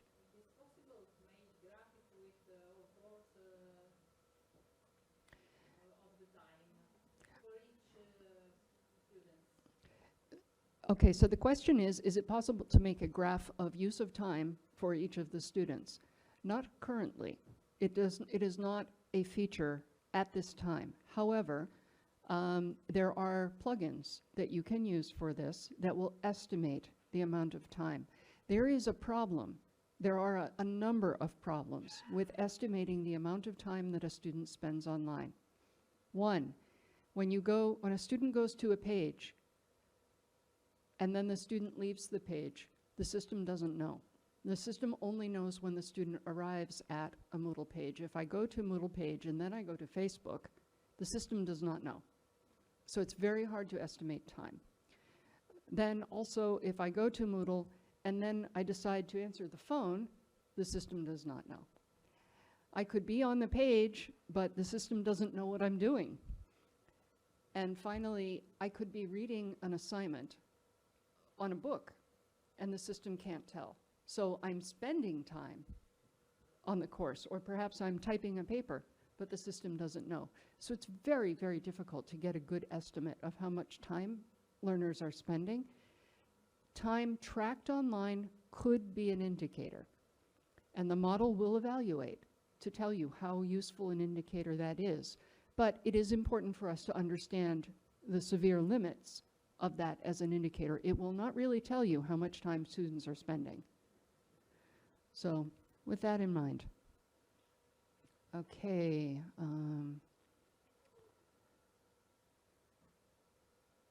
Is there anything else that somebody really wants to see as a demonstration? Yes. Mm-hmm.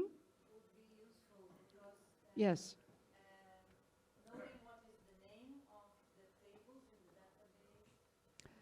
Right. So I think everyone here is aware of, anybody who uses configurable reports is aware of the contributed reports page. All of these reports are there. Yes. So if you do a search in that page on either analytics or my last name, Dalton, you will find them.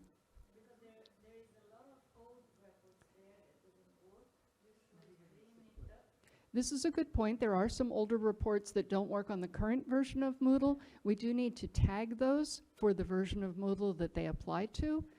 And since that is a version to page, probably we should go in and clean some of those up. If you know of a particular report that does not work, please let me know, and I will take the responsibility to remove the port from the later version pages.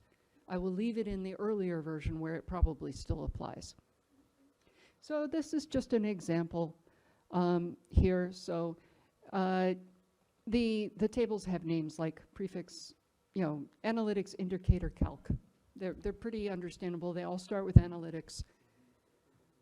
So it's just linking them together to do interesting things can be a little challenging. Okay. How about if we talk a little bit about development? Is it okay to move on to development now? Anything that somebody really wants to see a demo of before I go to development? Okay.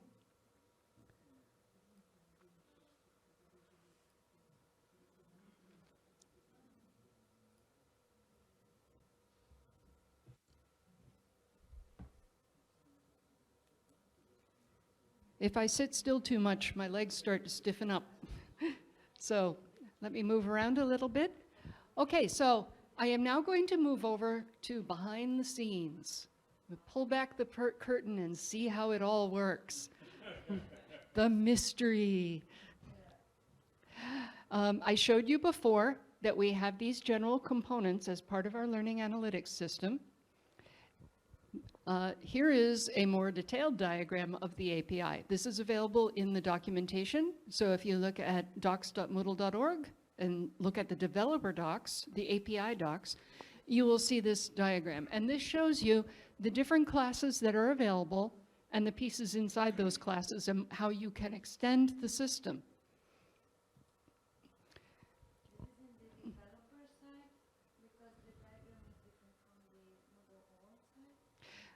So we have docs.moodle.org, and then we have docs.moodle.org/dev. This is in the dev part. Yeah, I have links back and forth between the two, but it is in the dev part. Yep. I tried to connect everything with as many horizontal links as I could so that you can find related topics. So in core itself, the structure of the classes, we go in Moodle analytics classes and then local, and you have some different choices. Analyzers, indicator, target, time splitting is the old name of analysis interval. You won't actually make changes here, but this is where there is example code that you can look at. So there are some very good examples in here. So an example of some of the classes. I was thinking I could do something different there, but okay, so for example, courses.php as an analyzer. Analyzers make the context. So site courses, all the courses on the site, student enrollments, all the enrollments in the course. So we have 3 different analyzers available for you now. Look at those and see if there's something different that you want. You can use these as the examples. These are the models. You're shaking your head like that's all you could ever want.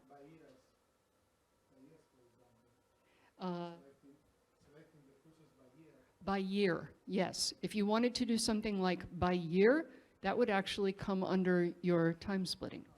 Okay, so the analyzer is what context?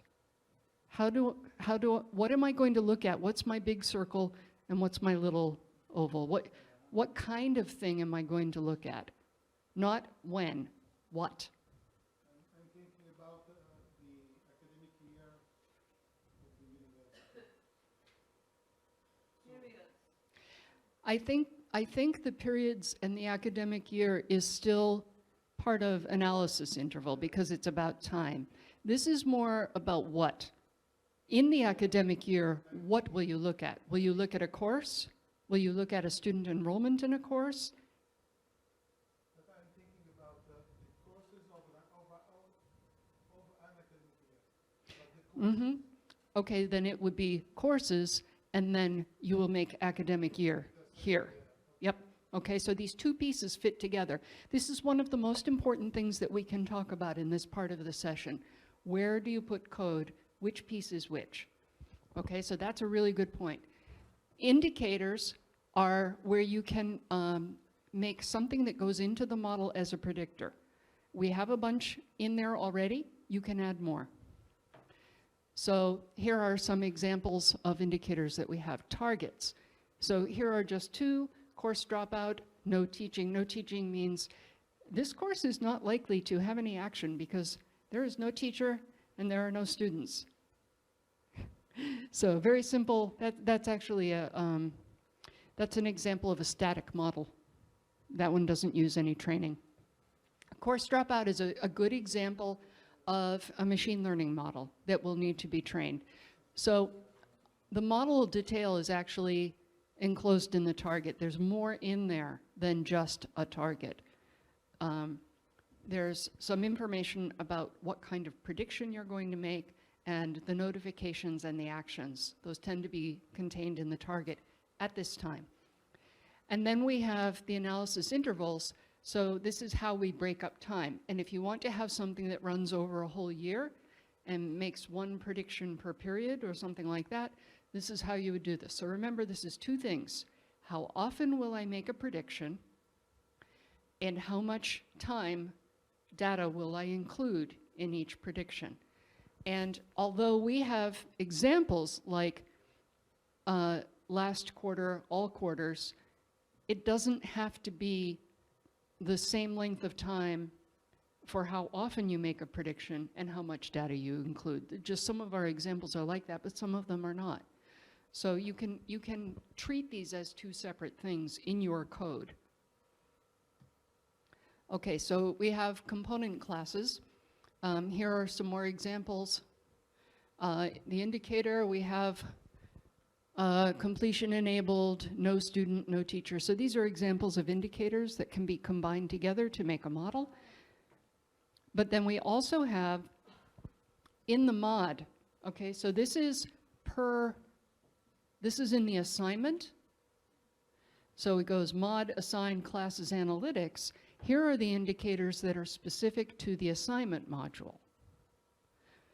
So here, this is courses. These are indicators that are specific to a course.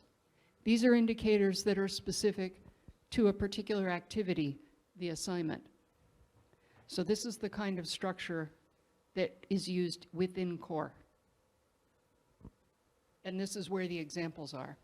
Now for a plugin, it's slightly different. And this is what you would usually do so that you can add and share new indicators and targets and things. So here you have your local plugin name, classes, analytics, and then you'll go analyzer, indicator, target, time splitting.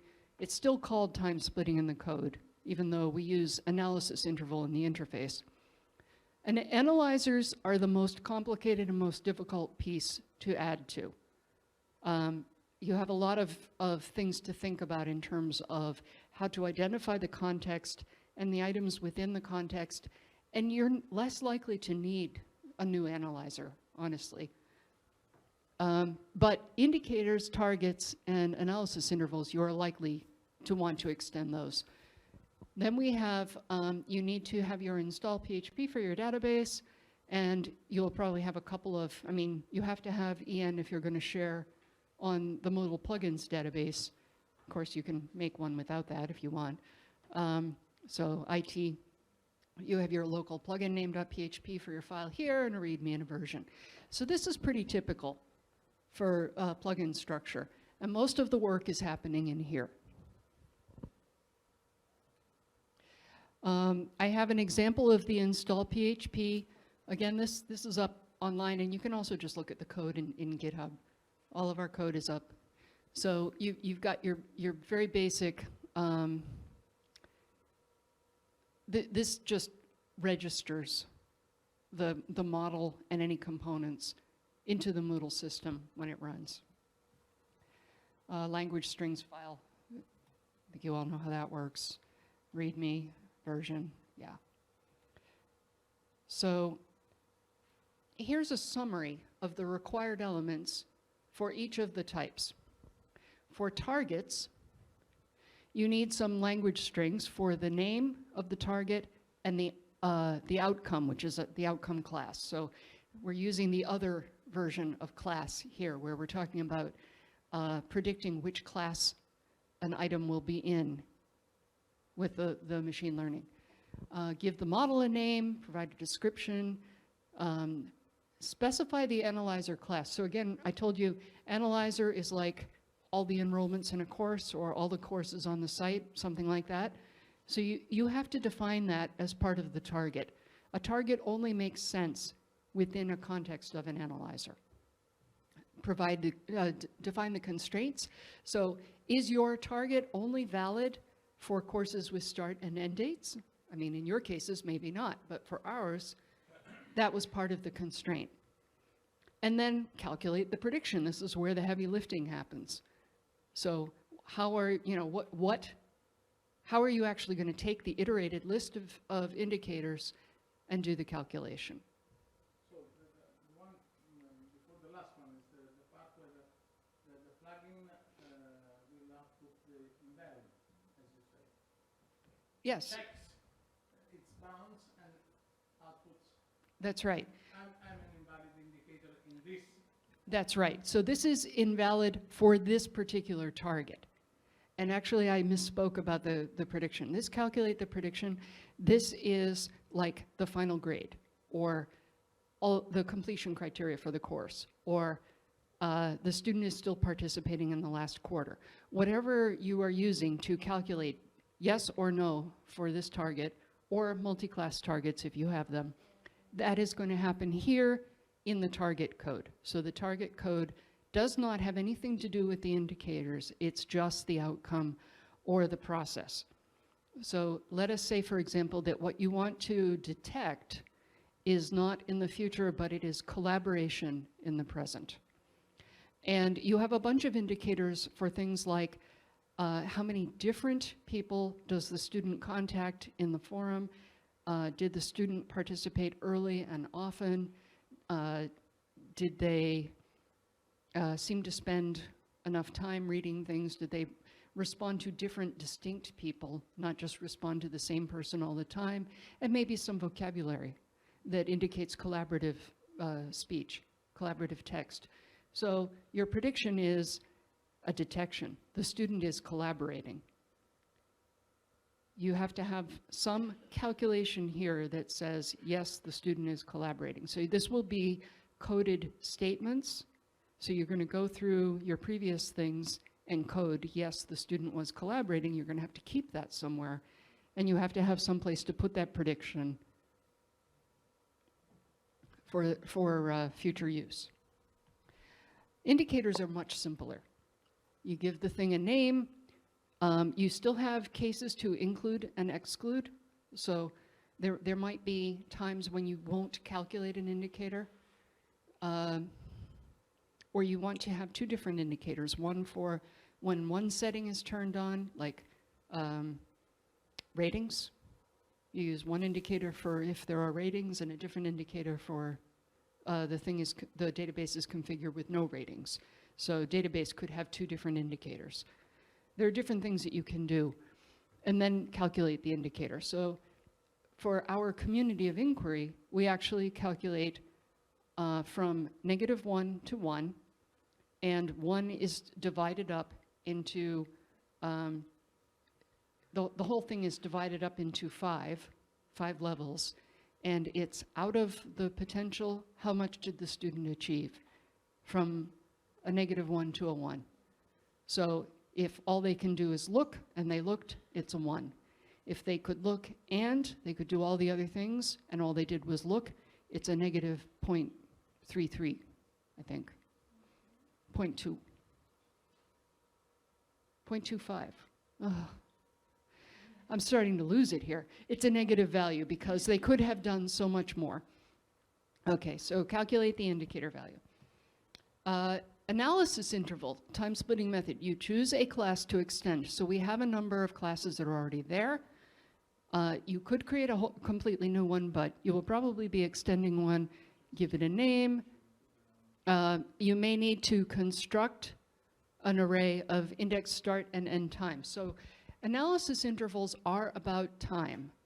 They are about which records will I include in my training and in my prediction based on time. So this is your academic year and academic term or period.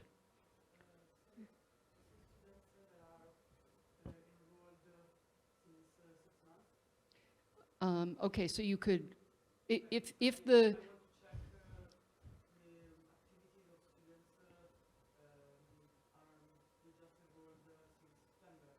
enrolled in a particular course, not on the site, but in the course? Yes. Right. So right now, we don't have any analysis interval designed that is based on the student enrollment in the course, but we should. So if you wanted to extend this, yes. Thank you for volunteering. Let's have a big hand for... Okay, so somebody does need to work on this, especially for your context. This would be one of your things to work on, is to create analysis intervals that would be based on enrollment start and end. There might be other things, analysis interval based on periods, analysis interval based on, there could be some metadata. Actually, you could have, for example, a student target graduate date in the profile, the user profile field. You could have a value that you populate that says the student hopes to graduate on this date. Then you could make an analysis interval based on that graduation date and make all of your predictions relative to how much the student has gotten done prior to the graduation date. And then you could train on the past. How many students made their graduation date? What did their pattern of activity look like? So there are different things that you can do, but you need to have some place where you will keep this data. Analyzers, as I said, are the most complicated. So you will usually choose a class to extend. You need to generate a list of the analyzable elements. So this is like the list of courses. And you need the code that will generate that list. So your criteria for how to generate that list. Then filter. Some indicators are not appropriate for some analyzers. So if you are looking at features of a course, you don't want features of a user to be mixed in. Convert your sample index ID to a Moodle element ID. So you've got a list of all of your courses or people or whatever, and you have some sample index. You're going to need to say, okay, and now here's the Moodle index for that context. Get to the appropriate database table, restrict access by role, because we have security, provide sample identifier to report, example, the username, and you have to implement. This is where the GDPR comes in. It's part of the analyzer, and that's part of what makes these so complicated to set up. Elisabeth, we have 5 minutes. 5 minutes. And I have a question. Okay, I have only a couple more slides, and then I will take questions until you all drag me away. I mentioned before that there are required elements of targets. It is not required, but if you're going to have them, this is where they have to go. If you're going to have insights, which are the predictions, if you're going to have notifications and actions, you define the possible insight results here and you construct an array of the links to the actions. So this is how you provide, when you give somebody a notification, an insight, and you offer them some actions, that is defined in the target. So I have examples online of sample code and things that you can try. Again, go to moodle.org/analytics, and that's where everything goes.